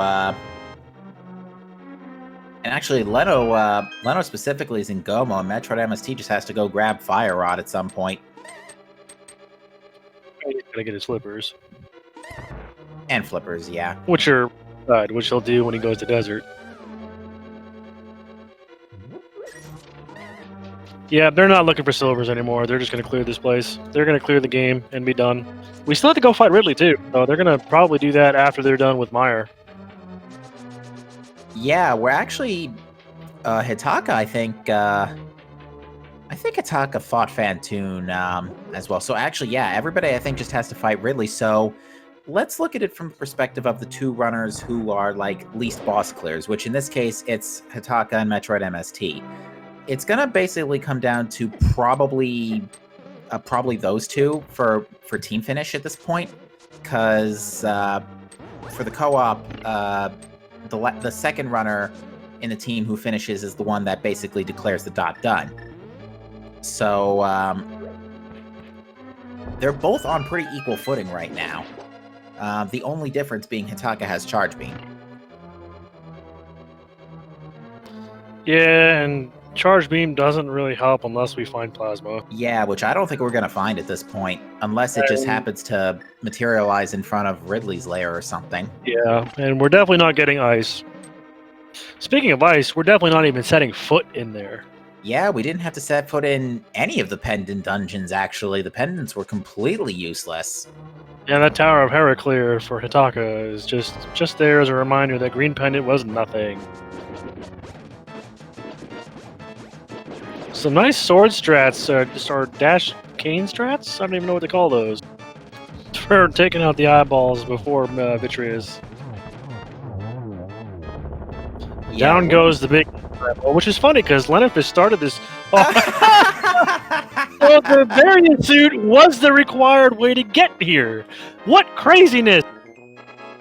The seed finally starting to come together here. Which is, as I was saying, Lenofis started Meyer after Metroid MST and finished before. That's hilarious. Toot, toot, the magic flute. We're not even gonna activate it at this point, because why bother? Yeah, there's really no convenient place to use it at this point, because, well, I guess Thieves Town, to get to Thieves Town or Swamp, question mark, but no, honestly, you got me there. Lenolf is going for a spring ball jump, I think. Yeah, he still hasn't picked up... I know they know Space Jump is on Floating Island, but they never picked it up.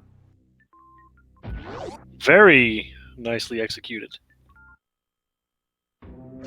I feel like somebody did go grab Space Jump. I want to say it was Hitaka, but I'm not sure. Maniac or Hitaka have it. I don't remember which one. That might actually give Hitaka a bit of an edge going through...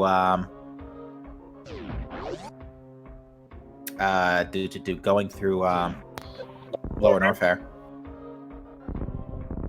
Lenofis has Morph Ball bombs. Why didn't he just IBJ? The spring ball jump's probably faster if done correctly. If I had to hazard a guess.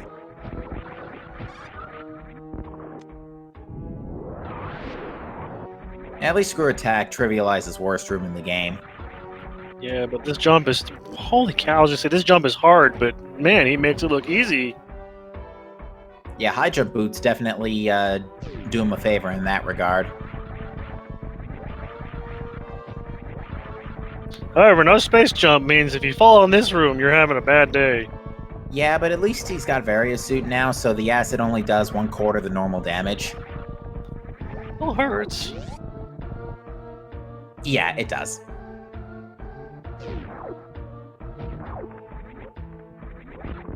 We've got a decent amount of ammo, too. We don't have enough to kill Mother Brain very easily. We have enough to kill her, but it's going to be a tough fight. Ooh, actually, now that you mentioned that, I wouldn't be surprised to see our runners, our left side runners, do a little bit of extra exploring in GT for more ammo. In fact, I guarantee you that, given if Leno finishes all his crystals ahead of Metroid MST, I guarantee you that is actually what he's going to do.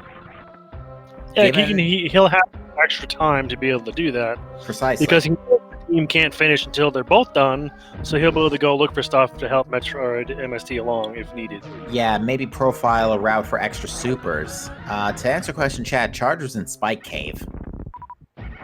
So unless they decide to just chance Spike Cave right before GT, it's unlikely Leno and Metroid will pick it up. It is fairly likely Maniacal might grab it on the way up to GT, but that's still a big maybe, because that is still a bit of a walk, because you got to reclimb the mountain again. Yeah, you can't DMD in this game. Or DMA, or whatever you want to call it. As much as I like doing it on my own time, you can't do it in the race. That's a major glitch, and it's illegal. Remind me again what DMA is? It's a death event where you clip up the mountain. Okay.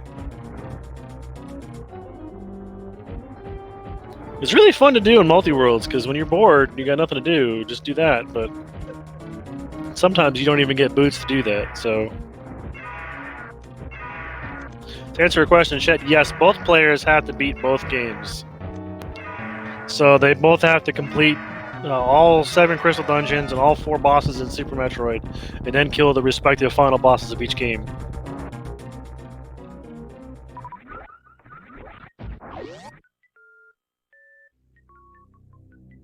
Maniacal actually might go out of his way to grab Charge Beam, given that he's going to have extra time waiting for Hitaka, so... He's also probably looking for another sword, because this whole bombing eyeball thing is not fun. Yeah, it's a little slower. Looking, but it's slow. Yeah, Maniacal's the one that's got the time on the red team. In blue team's case, it's Lenifus. So this is going to be a real interesting... it's going to be real interesting to see how this winds down. Well, Hitaka and Maniacal have the same amount of boss clears. And Hitaka's... I lied. Yeah. Ooh. Oh. Well, he had a fairy. That's good. I'm so glad he's got a fairy. He must have caught one with the swag net from Edacoons. But yeah, actually, all of our runners should be on red mail for the rest of the game after Maniacal goes back for it in on Screw Attack. Why is Hitaka looking at Checkerboard Cave? Because they have Charge Beam, they don't have any other beams, so doing Charge Beam Mother Brain with just like Wave would be horrendous. It's Fair enough. 300 damage a shot. It's terrible. Fair enough, I guess. Oh, these are silver arrows in the Fire Flea room. Beautiful place for it to be. Yeah, everybody's gonna get those. Okay, so we don't have to worry about Maniacal. Might not even worry about that second sword the third sword anymore. Neither will Metroid. Master Sword Silver still kind of stinks because you got to do spins, but it's better than Silver Lip. Yeah. It really just depends on how comfortable they feel given their current equipment, because Red Mail and I know they know about Half Magic, so that they should be okay.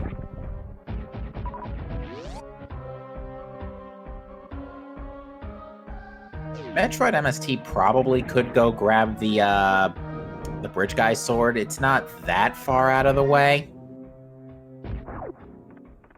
I'm trying to remember where the other sword was, because I know the two that were early were Brinstar and Paradox Cave. I can't remember where the third sword was.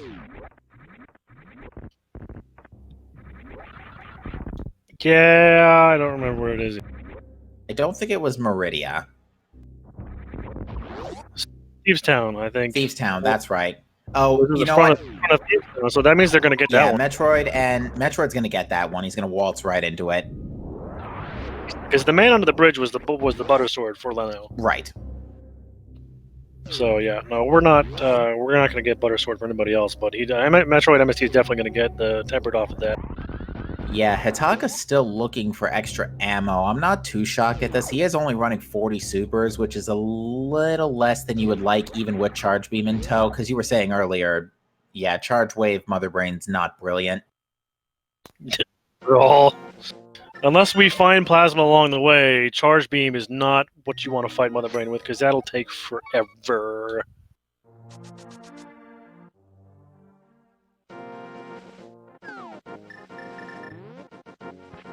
And Lenifis is making his play to Swamp Palace.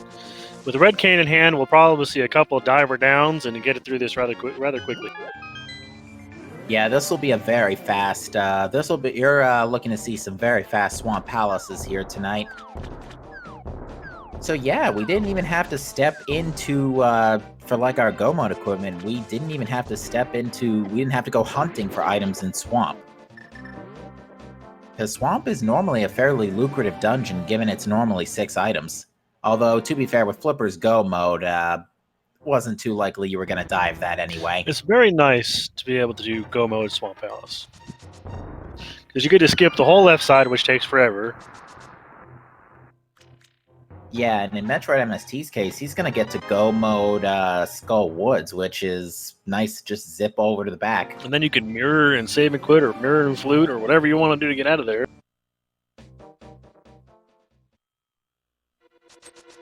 Yeah, I'm just trying to think of what the... Leno's definitely going to combo Pod and Eastern real fast. Oh, yeah. And then... Actually, it's after that, then it's off to GT for him. So Leno's in a pretty good spot to enter GT within the next 15 minutes or so. Not even, probably. Ohm's Law on the right side is showing us a pretty good sync. Oh, yeah. Double Ridley fight.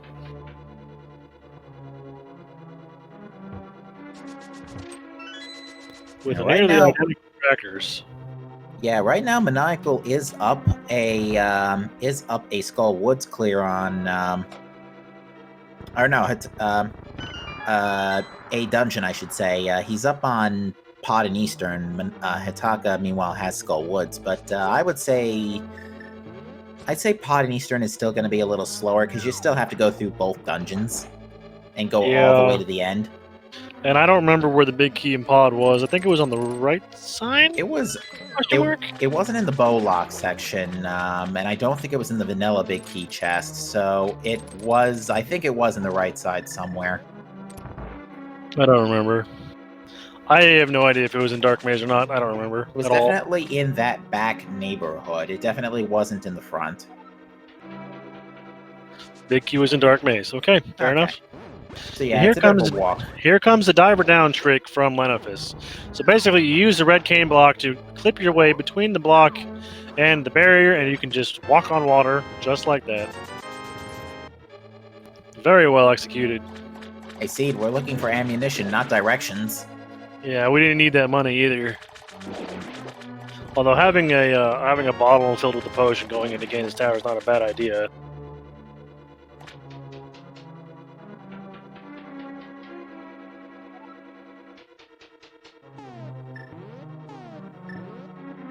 So now we've got all 3 of our miscellaneous runners. The other runners getting their escape from Lower Norfair. Yeah, like especially in Metroid MST and Hitaka's case, well, actually, really in all 3 runners' case, a death right now would be really, really costly. And Hitaka's just about to learn about silvers. He's got Tempered Sword. He's going to be fine without it. All right. And yeah, Hitaka does have Space Jump. That's what I thought.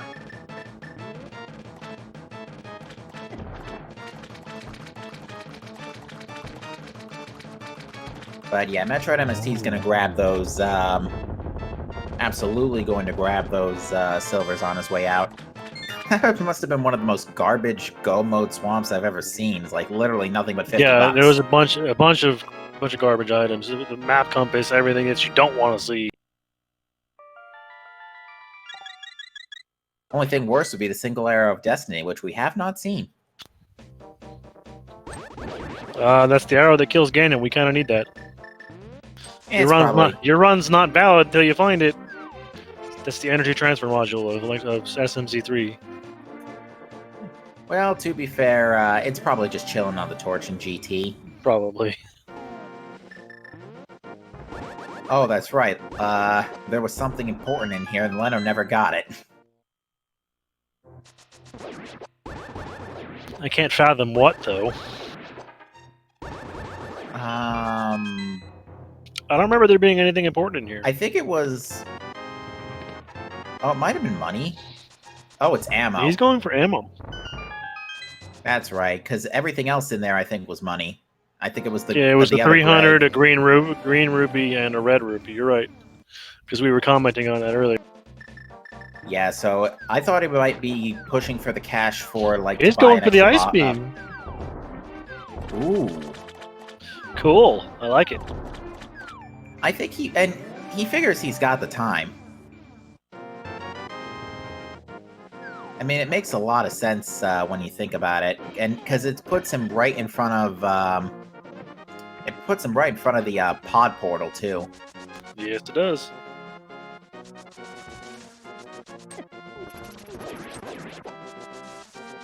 Yeah, Metroid MST is now in go mode with Fire Rod.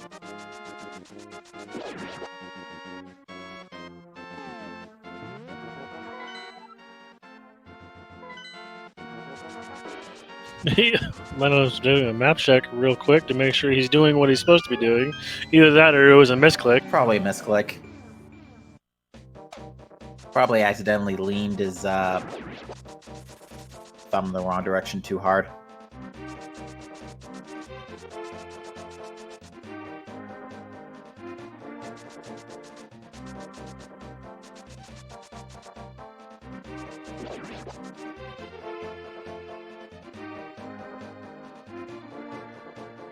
This has definitely been an enjoyable seed. If you've enjoyed this run, make sure you give our runners a follow, because without them, we wouldn't be able to put on this show for you. You can also give my co-commentator and our trackers a follow, Ricky of Kokiri and Matt Ewok Herd. Those guys are keeping us honest and keeping track of everything for us, so we remember where things are. Also, make sure if you'd like to see more content on Speed Gaming, make sure you follow the Speed Gaming family of channels, Speed Gaming and Speed Gaming 2 through 6. There's always a myriad of things going on there, whether it be Link to the Past, Super Metroid counter randomizers, to Final Fantasy randomizers, to Hollow Knight randomizers, and Star Wars racing, and all sorts of craziness. There's always something going on in Speed Gaming.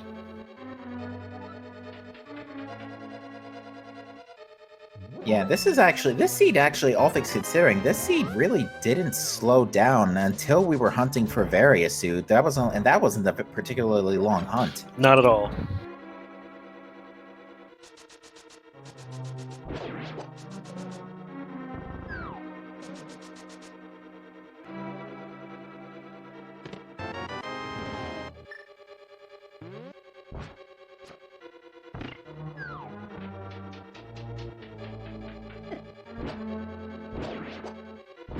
Oh yeah, we should also shout out our multilingual channels as well, which are, I believe, we have Speed Gaming Francia, we have French, German, and Portuguese. And Spanish. That's right.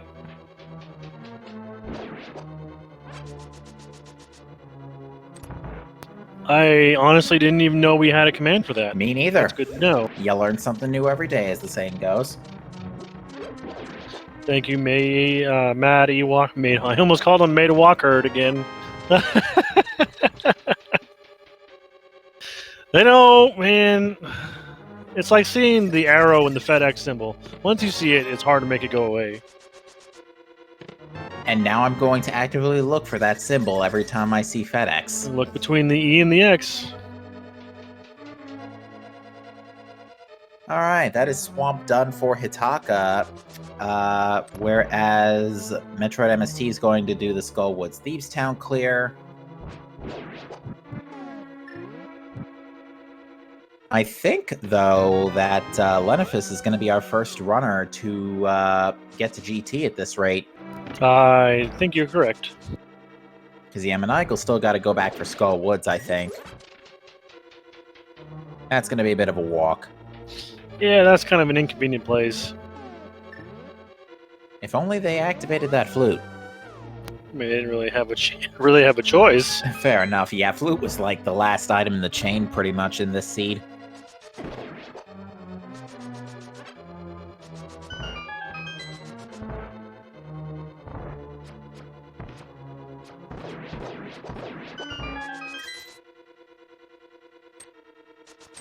A single silver arrow to the eye of Argus takes down Argus for Maniacal.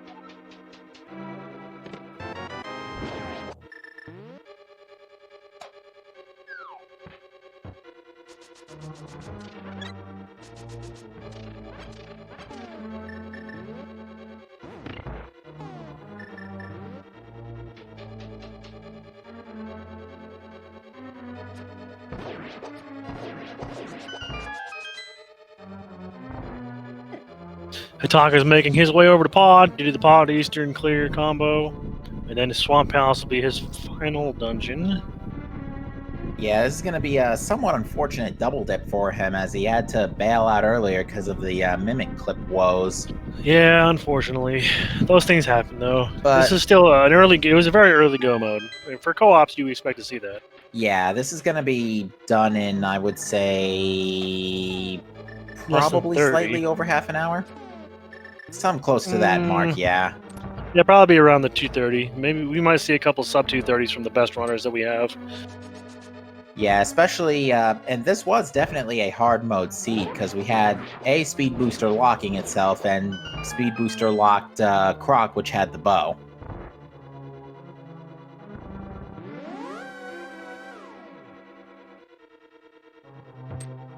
And Metroid MST is activating the flute.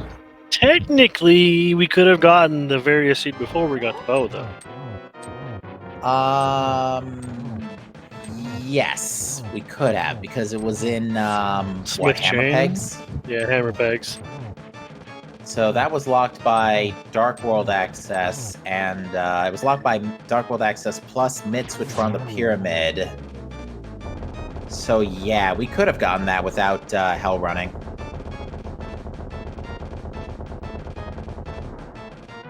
To answer your question in chat, yes, that is correct. There was 9 teams making a total of 18 runners doing 2v2 co-op race.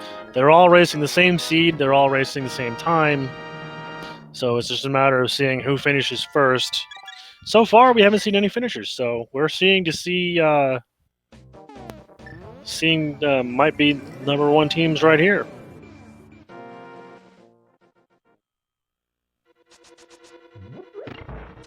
Gotta get that hype up. Keep these guys, give you guys your energy.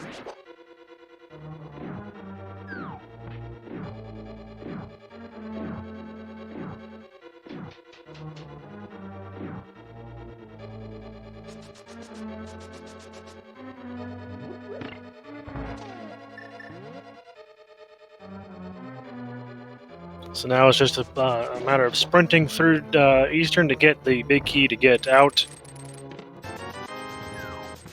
I guess Leno's grabbing some extra cash for potions, maybe? I'm gonna guess so. He's only got 10 hearts, so that might be something worthwhile.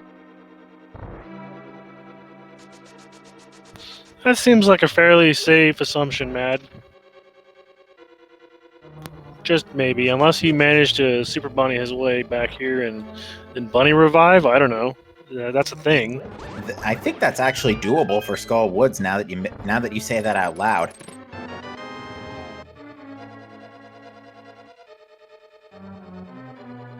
Oh, Leno, stop for a minute.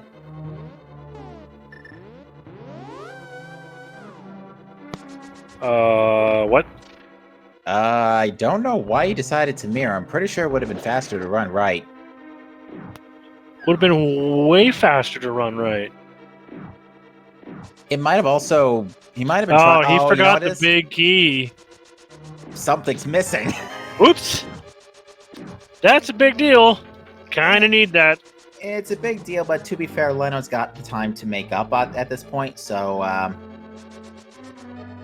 He's gonna hope that we weren't paying attention to him when he did that. we were. Oh, yeah. Especially since we have his audio. And we see it.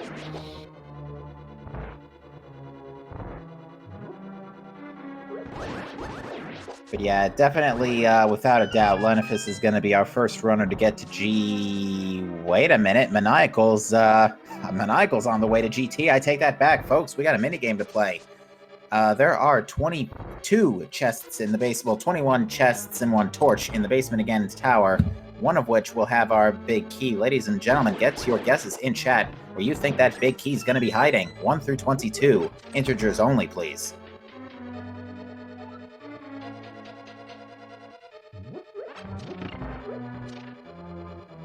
I didn't even realize Maniacal got through, I had no idea.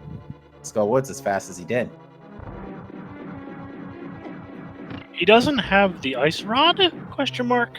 Well, the ice rod isn't even needed anyway. The ice rod was in... We don't need it. Forget I said anything. Yeah, the ice rod was in Upper Paradox Cave last I checked. So yeah, I can understand actually Maniacal not being there for that, because yeah, I think go to Paradox Cave to get another sword. I think Maniacal's second sword was actually Thieves Town. So that makes actually perfect sense. Simultaneous boss kills on the left side of your screen.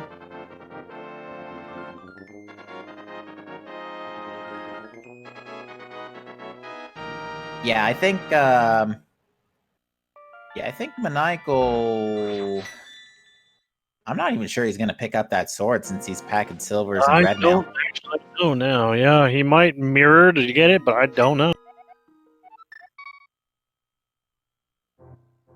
Well, if he mirrors, that's another walk back up, down Paradox Cave, right? Yeah, up, down, Paradox Cave is exactly it, but he's definitely mirroring. Oh my. I guess they want to do, oh yeah, he's walking back down from the top. That's actually pretty smart. Because you can just bomb jump your way back over here. That bomb jump's pretty easy to set up, but he wants that third sword just to make life just a little bit easier. Makes sense. But yeah, the wall's not even exploded, so yeah, he never picked up Ice Rod. But yeah, you could have actually skipped Paradox Cave and been perfectly okay this seed. Well, yeah, but it's got some pretty good comfort items in here. That's the only thing he wants in here is that sword. It's like, yep, I'm done. Thank you. Have a nice day. Thank you. Come again. Nice bomb jump, though. Very nicely set up.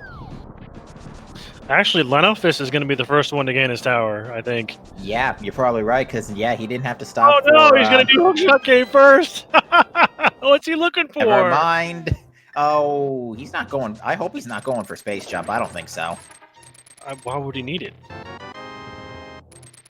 The bottle? Maybe? No? Just his teammate. I don't think he's been here. He's still looking for ammo for Metroid MST, to be fair, too, probably. Alright, so Maniacal's going to be the first to set in the GT. Not too closely behind, followed by Lenifus. Or not too So there's the end of the guessing game. No more guesses. And we're going to be going off of Maniacal's chest count.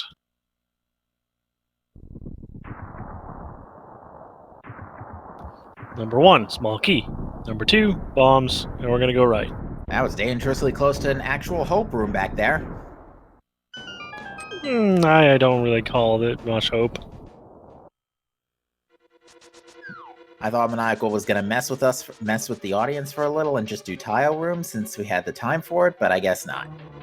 That's always fun to see.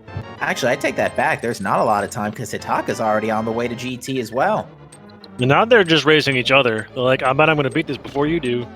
Yeah, actually, wow, that was a quick, boy, because, yeah, Metroid MST still has to clear Swamp. And doesn't have Charge Beam either, so things are actually looking pretty good for the red team. Folks, strap yourselves in. Here we go.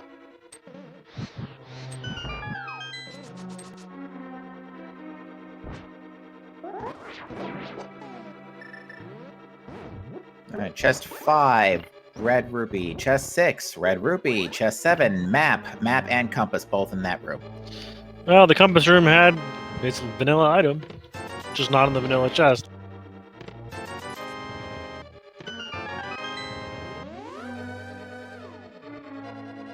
We're seeing a room Maniacal's doing. I have not seen this room in a long time. Taking the long way around to the left side. That room stinks.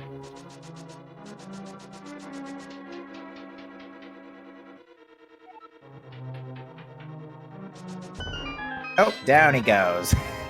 And this room here is just doesn't even make sense. Like, why did you do that?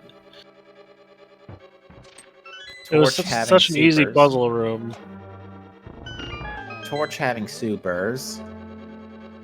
We're still going off Maniacal's count for the record. Hi, Bob. You're looking well. Yeah, you're looking better than normal. Oh, he missed the powder, so now he has no magic at all. Bob's like, powder me, will you?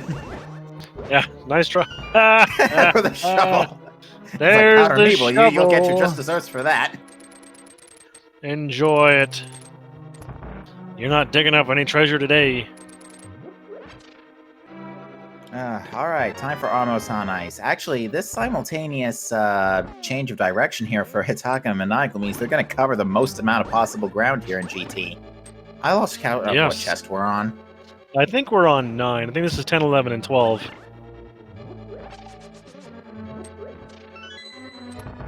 Well, it's not 12. I don't know, running out of chests. And I think Stalfos' room didn't have it either, so... It's gotta be in Rando room. Or it's right here on Firebar. Rando room or Rando room, well, not Firebar anymore. Rando room or Tile room. We're running out of spots. It is gonna be quite amusing if it is Tile room. We haven't had Tile room in a long time, actually.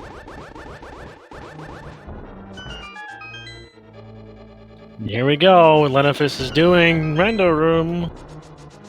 Oh. Why is Maniacal noping out of GT to check the oh, he needs magic.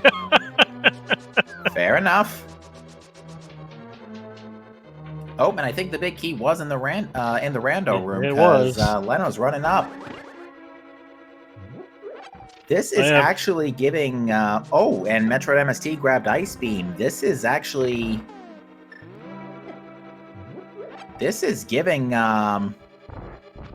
This is giving Metroid MST just a wee bit of time to catch up here. He's going to get that butter sword. Ooh, I don't agree with this play.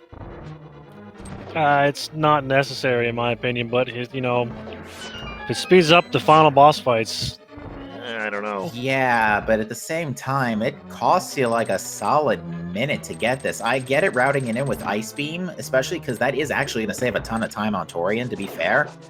But, why don't you just say, oh, he's got his... When did he activate his flute? No, he activated it right after Swamp, I think. He's going to pick up a couple potions and go up. Maniacal's still hurting. He's got no magic, so... Yeah, and not to mention, I completely lost count of chests again. Yeah, I have no idea where he's going to be getting this chest. Yeah, it's going to He's not going to be checking a lot of them, so it's kind of not fair. Yeah, it's already -4 from Tile. Let's say -1 for Tile room, it's 21. -4 for Stalfos room, so that's 17. I think he checked Firebar room, so it's going to be somewhere like closer to 13, 17. He definitely did do... No, he didn't do Fire room. He just walked right past it. He did? Okay. So that's -1. So it's going to be like... This is like 12 through 15 here? I have no idea.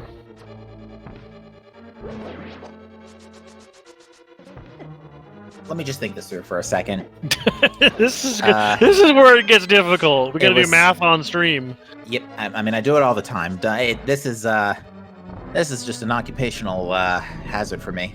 But let me think. So it was 7 for going full right. Then Maniacal checked the torch. Then he had the magic kerfuffle. And he checked +3 for Armos Knights, for Ice Armos. So that's 11. So it should be 12. Wow, Drunk Future Self calling it out as 12. Yeah, I think I do agree with that number. I do believe it was 12. So that means the winner of our Big Key guessing game goes to Haladoc. Looks like he guessed 12 right on the dot. To be fair, failure to communicate did 5 plus 7. So No, I don't know.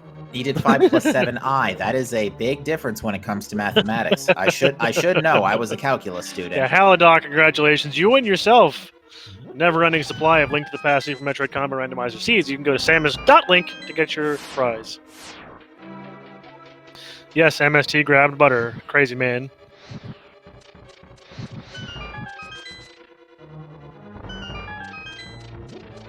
Yeah, because again, he went full right, fought Armos Knights then after, so that was 10. He checked the torch, which was 11, because we didn't know it was,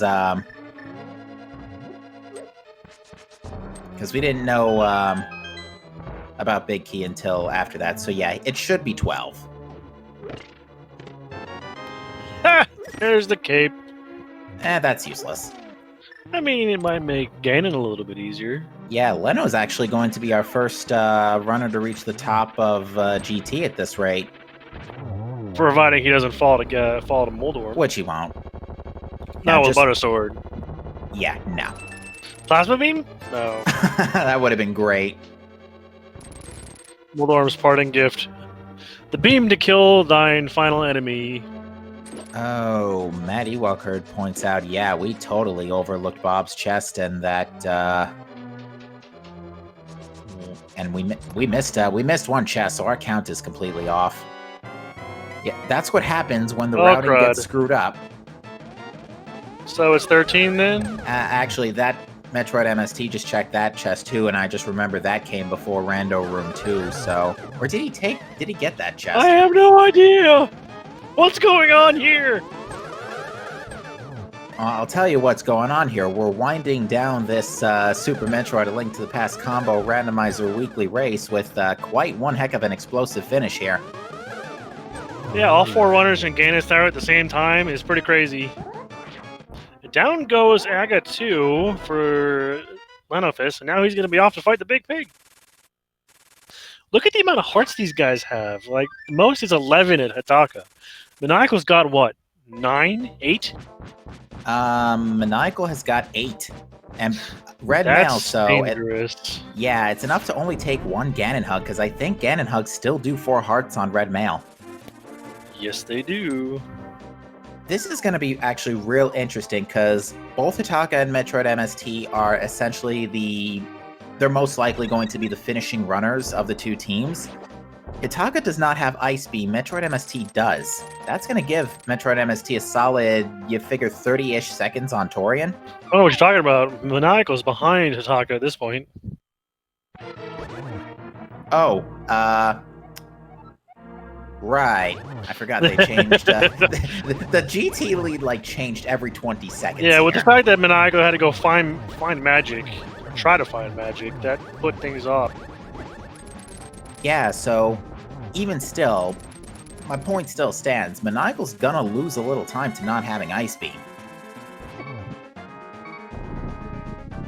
Firebar Room's on the left side? Firebar Room's left side, but the chest after that is... there was a chest after... I think the actual number was 13, now that I think about Bob's chest. Be very careful. I don't know if you have a fairy. I know Hataka does, but I don't know if you do. And I'm pretty sure you didn't pick up a potion. Yeah, I'm pretty sure he didn't either. Did you find the silver arrows in Norfair? I sure did. Here, have one. Ooh, that looks like a good spot for a double. Aw. It wasn't soon enough. Oh, Hataka just took a KO to Ganon. That might have been intentional for a health refill from the fairy. Honestly, I have no idea. Down goes the Big Pig for Lenofis. Get a single G in chat for Lenofis. He's got Oh, wait. He's got to cross the little bridge first. I forgot to quote CDI Ganon. Join me, hero, and I will make your face the greatest in the Dark World, or else you will die. Hataka just took a fall. Oh dear. That's actually really huge, because that gives Metroid MST another 30 seconds to catch up here. Folks, here we go. Yeah, get some popcorn and hang on to your armrests.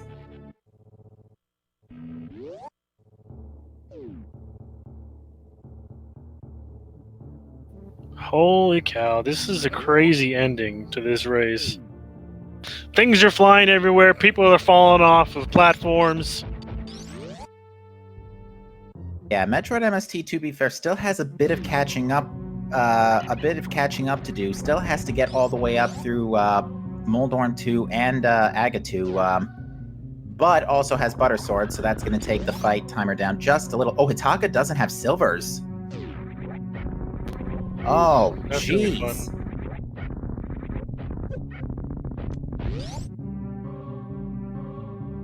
So he's got to do a Tempered Sword Silverless Ganon, which, that's not the biggest fall ever.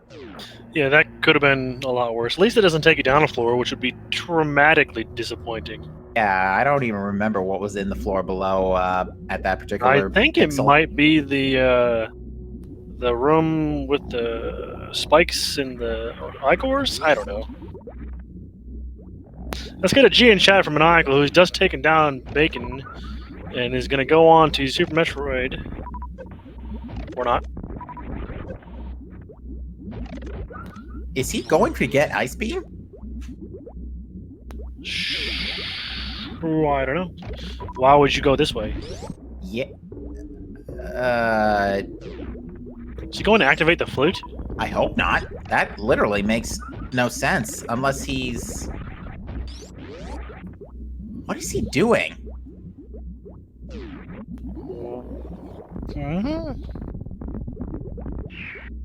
Going to get his variant suit? I don't know. No, he's got...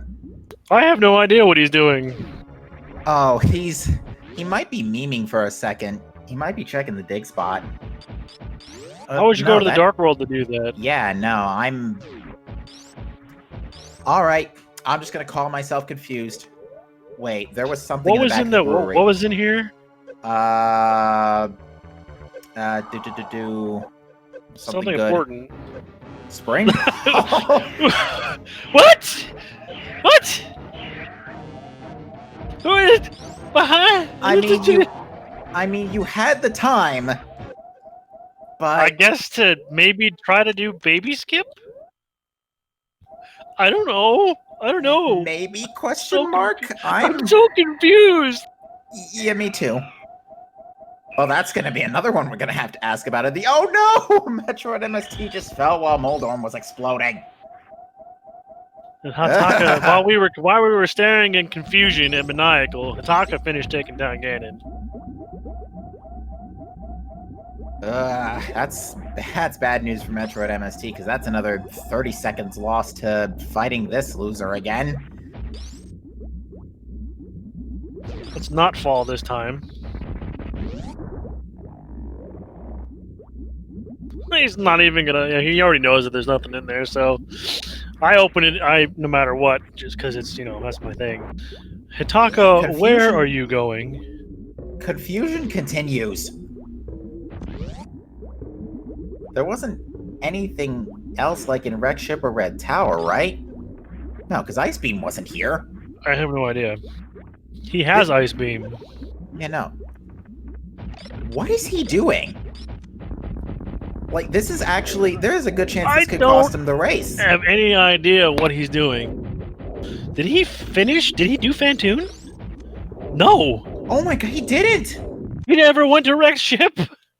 Oh my god! Oh, he must have not done... Oh my. That makes so much sense now, but Yeah, Lenofist, by the way, has taken out Mother Brain 1 and is now on Mother Brain 2. I mean, granted, this Fantoon fight's gonna be really quick, but...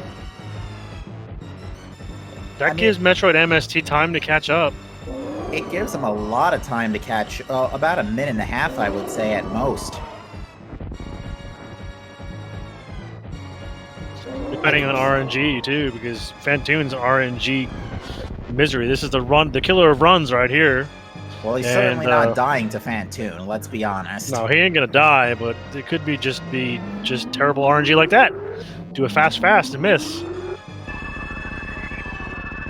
I'm legitimately shocked that he didn't go and kill Fantoon, at least while he was going to get the hammer. He must have just gotten the hammer and noped right out.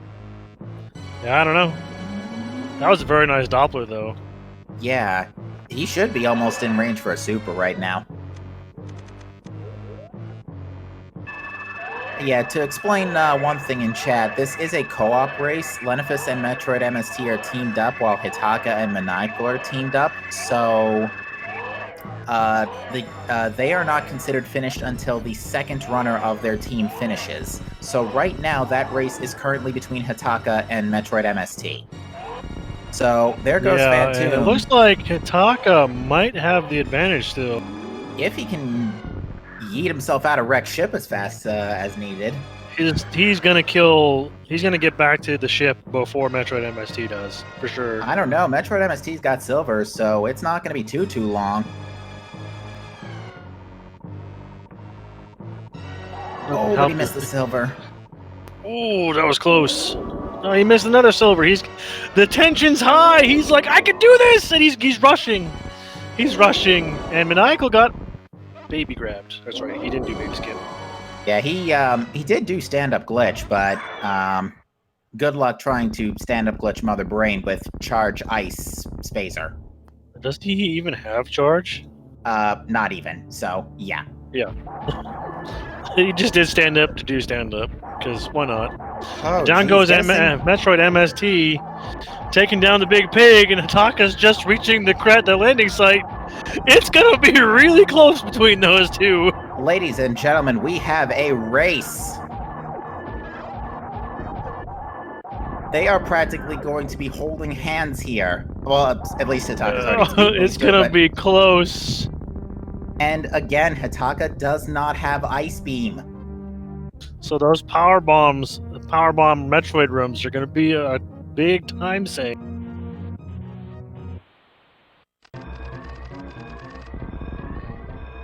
This is definitely one of the closest SMZ3s I've seen in a long time, for sure. Especially it being co-op, but Lenifus taking down Mother Brain, he's on his way out.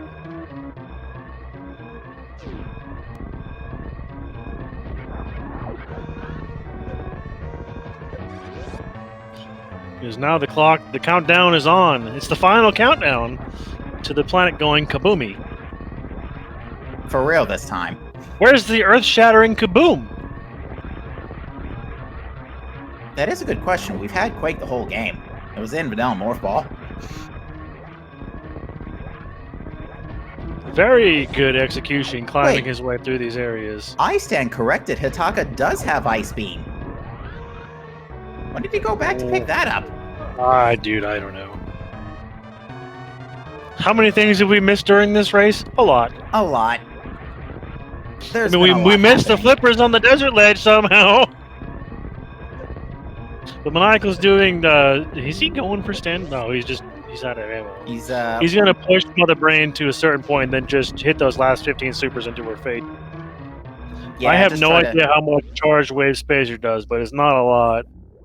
And get your GGs in chat for Lenifus, who has finished with an official SRL time of 2:26.26.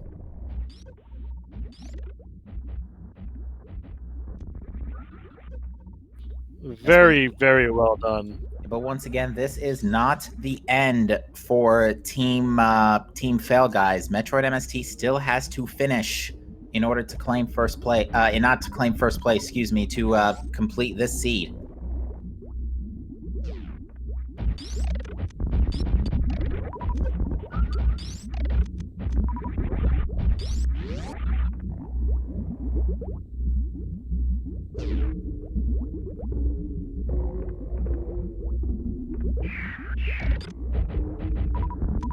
Metroid MST is using regular missiles to take down the Metroids because, ammo conservation is a good idea. All right, now Hitaka didn't do Baby Skip, and I don't think Metroid MST has Wave Beam, so I don't... Oh, actually, no, he does have... Is it worth going for it, though? That's the question. Yeah. He's got to set up for it. He's going to try. I mean, there are so many questions about how this is winding down that,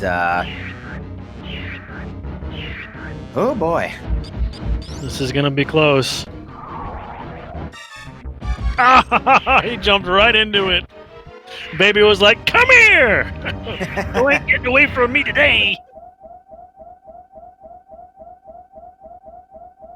And that pretty much puts the nail in the coffin. That means Metroid MST is going to be the last to finish on the restream.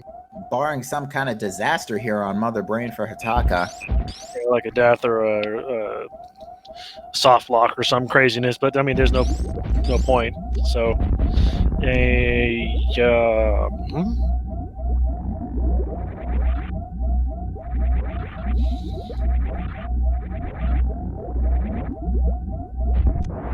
Metroid?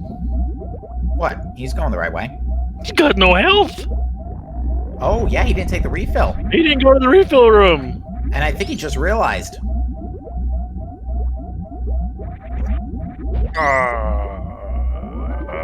Madman. Okay. Further add to the spicy. Okay.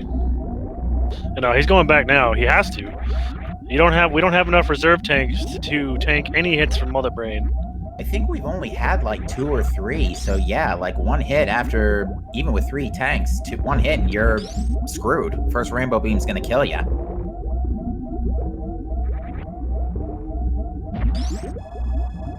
He might have also... No, it wasn't because he wanted to conserve his missiles. I got no idea. He's got Ice Beam anyways. He could just do a clip.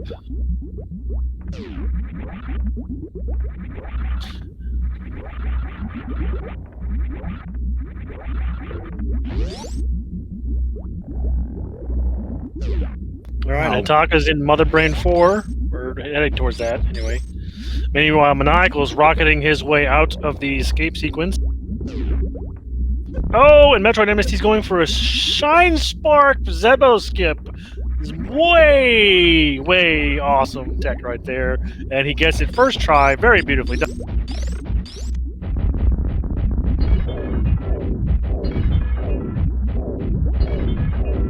All right, Maniacal here is going to be crossing the finish line first for the red team. Maniacal has finished. Sorry, go ahead. You were already doing it. My bad. Yeah, Maniacal has finished in 4th place overall, second on Restream with an official SRL time of 2:30:27. Still work to do from Hitaka, though, to declare a full finish. Yes, the first 2 runners to finish were Aussie and Solsky. Aussie with a 2:08:14 and Solsky with a 2:16:55, meaning they were the first team to complete the race. Team Crockpot finished first. I love that name. Yeah. Some of the comments in SRL are quite amusing as well. Or the IRC, whatever you want to call it. Yeah, I'm not, I don't have that open, so I'm almost half curious what's going on in there.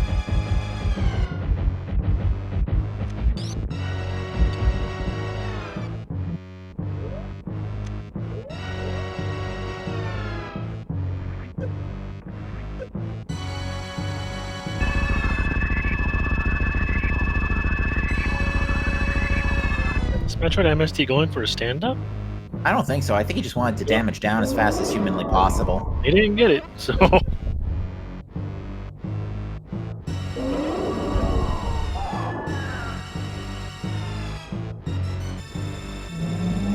Meanwhile, Hitaka's taking out Mother Brain now. He is rocketing his way out.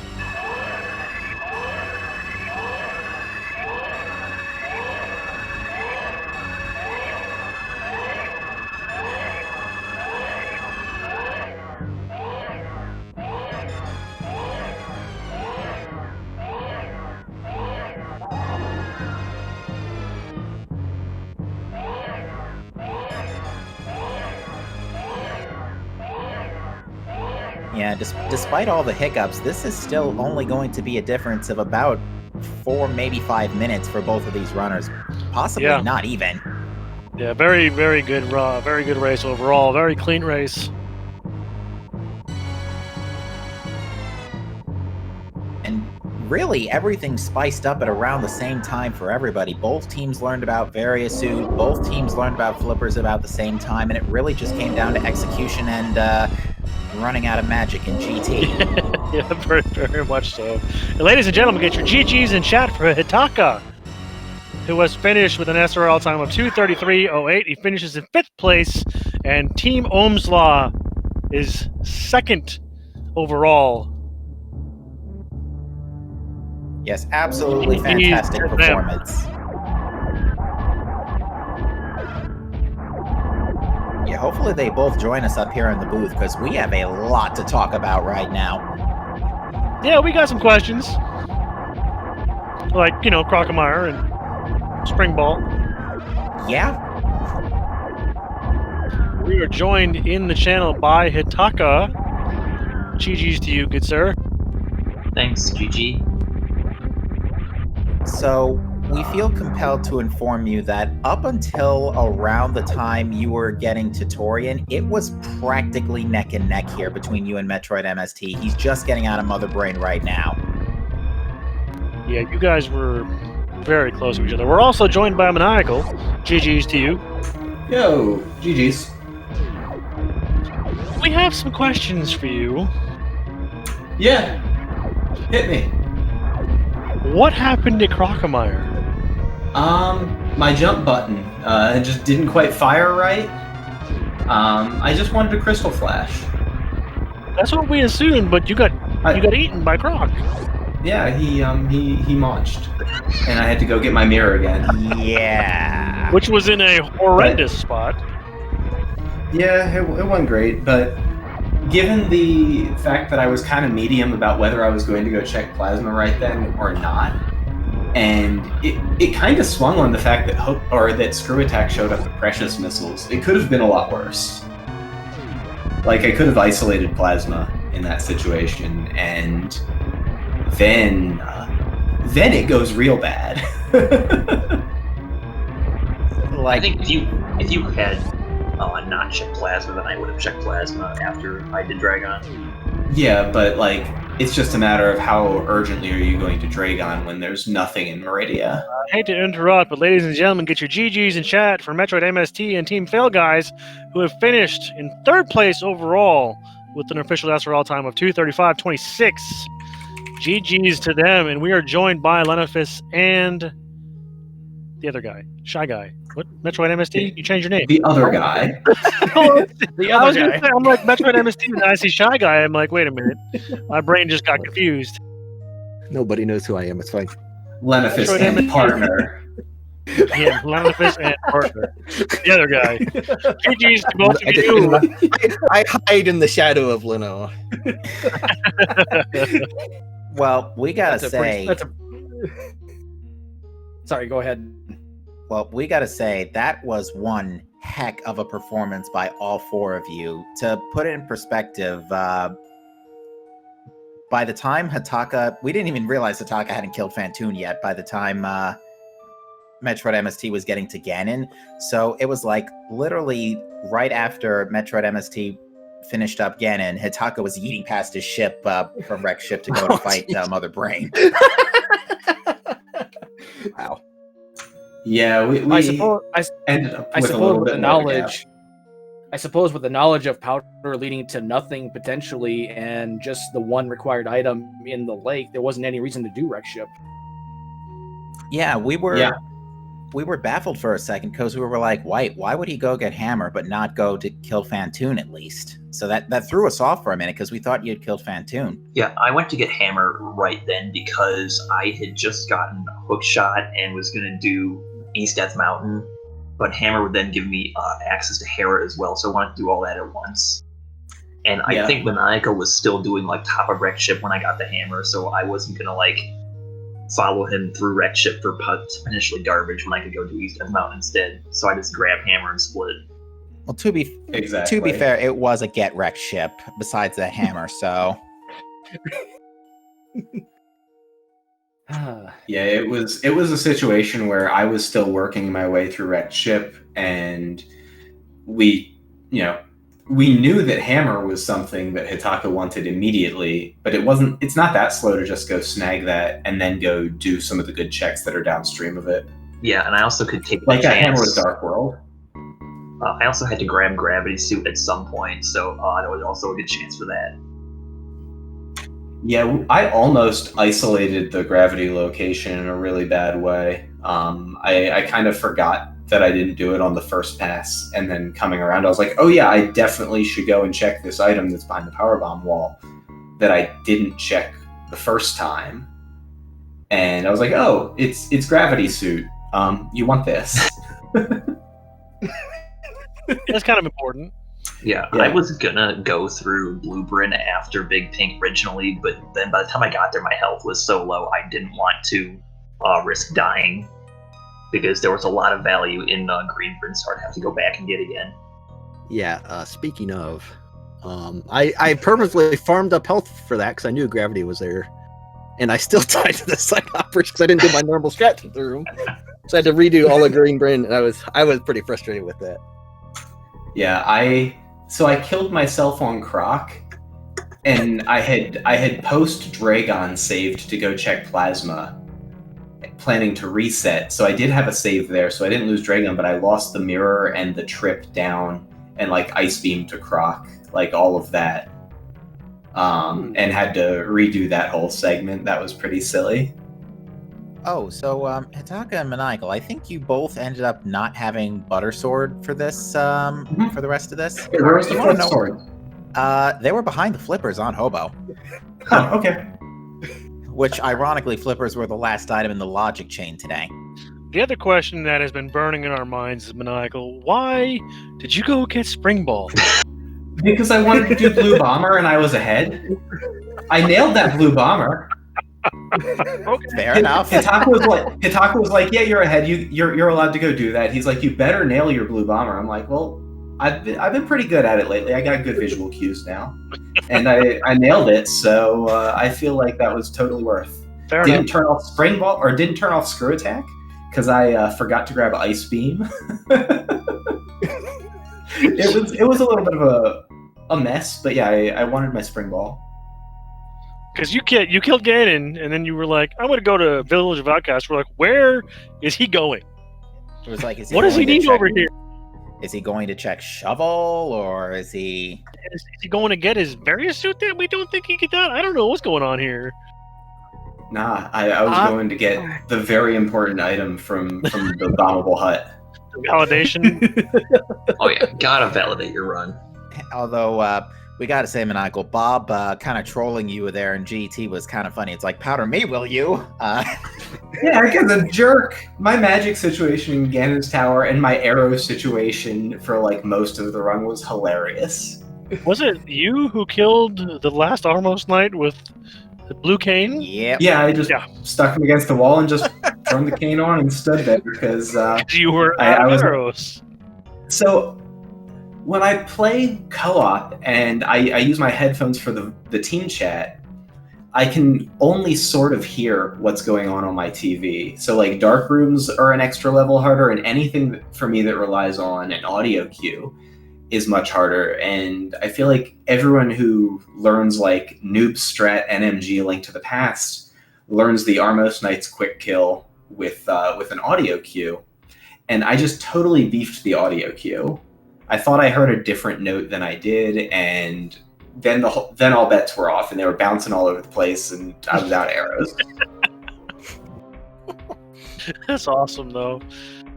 But like, I did have blue cane, so that's a good backup, right? Also Like had a that's- fighter sword, which would have done the same thing. Fighter sword's a lot slower than blue cane. It is. A lot slower than blue cane. Like, time it out. It'd been fun. You can pretty much do that whole fight with blue cane in 1 bar of half magic.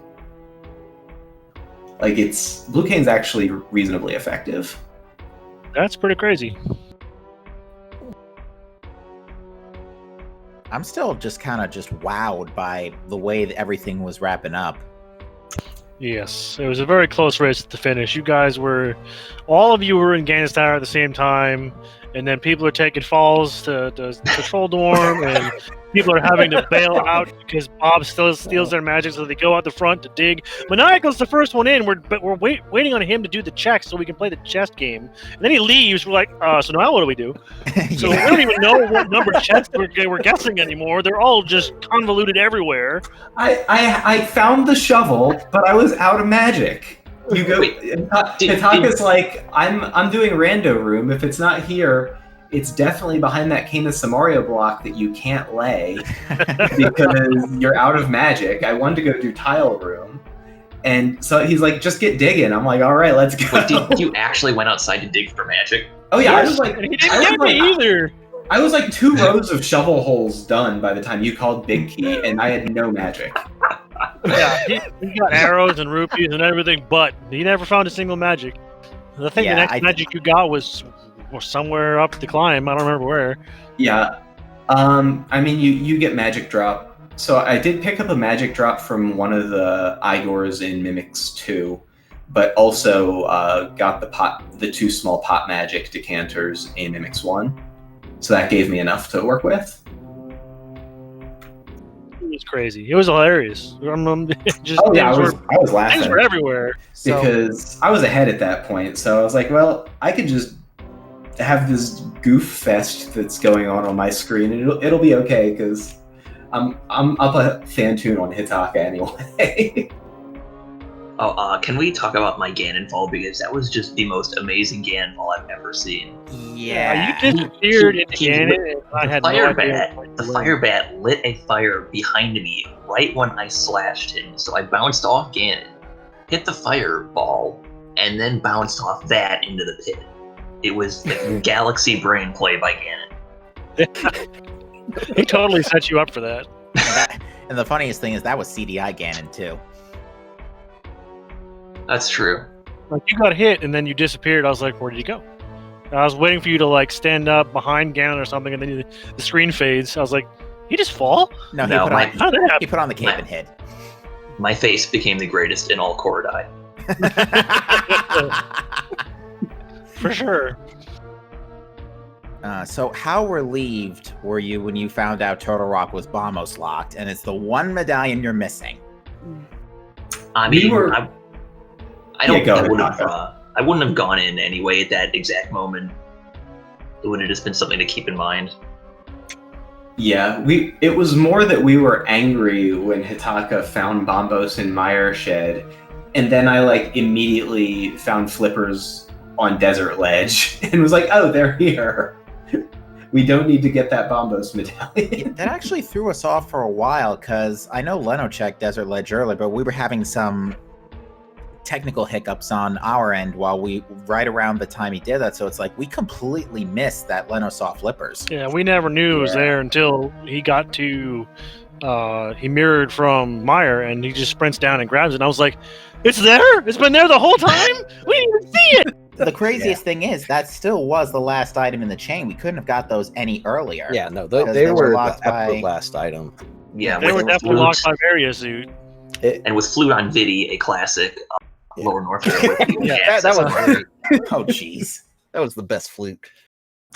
Yeah, this was a good one. This was a good one in that regard. I was trying to think. So it's because of if you were averse to hell runs, it was possible that you get your Flippers before your Fire Rod and your bow in this seed. And so even though the Fire Rod and bow were in earlier spheres, I held out hope that we weren't egregiously late to the Flippers, which then, of course, it turns out that we definitely were. Well, I think, I think the only absolute hard mode required trick was the Mock Ball for Speed Booster, because it was hard required for whatever the heck was in Waterway that was important that I can't remember now suddenly. Yeah. The glove, Glove, that's right. Yep. First glove. And that yeah, glove speed was location fine, was the speed awful. Because I was going That's pretty trash. I was going to go do Retro. I would have found Gravity Suit going left out of Retro Bryn, and that was why I didn't find Gravity Suit early, was because I knew that I had to do Bryn Loop Reserve down to Waterway, because Hitaka found the glove while I was over toward doing Billy Mays. And so that's why I bailed on going back to the left. So the bad glove location also almost cost us Gravity Suit. That would have been yeah. bad. Yeah, you were going to do reverse. Like, you were going to do Big Pink up to Green Bryn to grab all that stuff. And then that was going to set me up for a wrecked ship, and you were going to be able to go down Red Tower, and it was going to make a lot of sense. It was going to be a good route, given that you'd found stuff in Bryn Loop. But then you found like the sequence of speed to glove in a way that like basically dictated the way that you needed to do the Bryn Loop, and then that kind of threw the whole plan into the garbage. Yeah, That was the point in time when we were dealing with technical difficulties. So we got lots of freeze frames and lots of black screens and stuff, and it was like, Lenofist is purple. Where did he get Gravity Suit? Because he's up in Billy Mays area. We're like, he wasn't purple, right? He wasn't, because Mega Man's blue, and then he turned purple. I mean, it's like, is that the Gravity Suit? I don't even remember. Maybe he was like, holding his breath. I hope not. But it's like, yeah, I hear a quick kill. Like, what's going on back there? Yeah, But, we could hear, but we couldn't see. So it was like, he's going to this room. Well, this must be near the Kraid because the music changed. And then we hear Kraid die. We're like, yep, there's the Kraid quick kill. Yeah, actually, let's talk about that for a second. Was that not the best Kraid's lair ever for a change? That was my good. That was a loaded Kraid Slayer. There was a hook shot at the Kraid missile. And Kraid's missile was Kraid missile was hook shot. There was the first sword at him himself. It was garbage at the E-Tank, but yeah, I mean, for once, Kraid had something that was not garbage. Croc did too. Always bet on Croc. Except when you get sometimes twice. Yeah, getting. Sometimes you bet on Croc. I've never seen anybody die to Croc, so that was the first. Croc won, and he took my mirror, and I had to go find another mirror. Yeah, he definitely engaged you. He was like, "Oh, you're going to come into my house and kill me? I'm bringing you with me." I'm going to hang this mirror on the wall as prize. Croc needs the mirror to admire how beautiful he is. Exactly. He's very vain, Croc. I'm a little worried. I'm a little worried. Don't take a mirror into Croc's lair. Yeah, I'm a little worried about that, actually, because then that mirror is going to make him possessed, and he's going to go from a fire lizard to an ice mass. Oh, boy. I'm glad somebody got the joke. I have a quick question. Where did we not go that Hitaka and Maniacal did that they found their charge beam? Spike Cave. Cave. Are you serious? We're very serious. Stupid Spike Cave. Look, can we have a vote now for Total to ban Spike Cave from any item pool? I hate that. I can't say that for sure because I mean that's one of the valid locations. It's just like Shack Tool.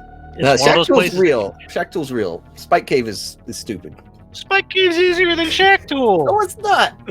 It's right there. Spike Cave's faster than Shack Tool.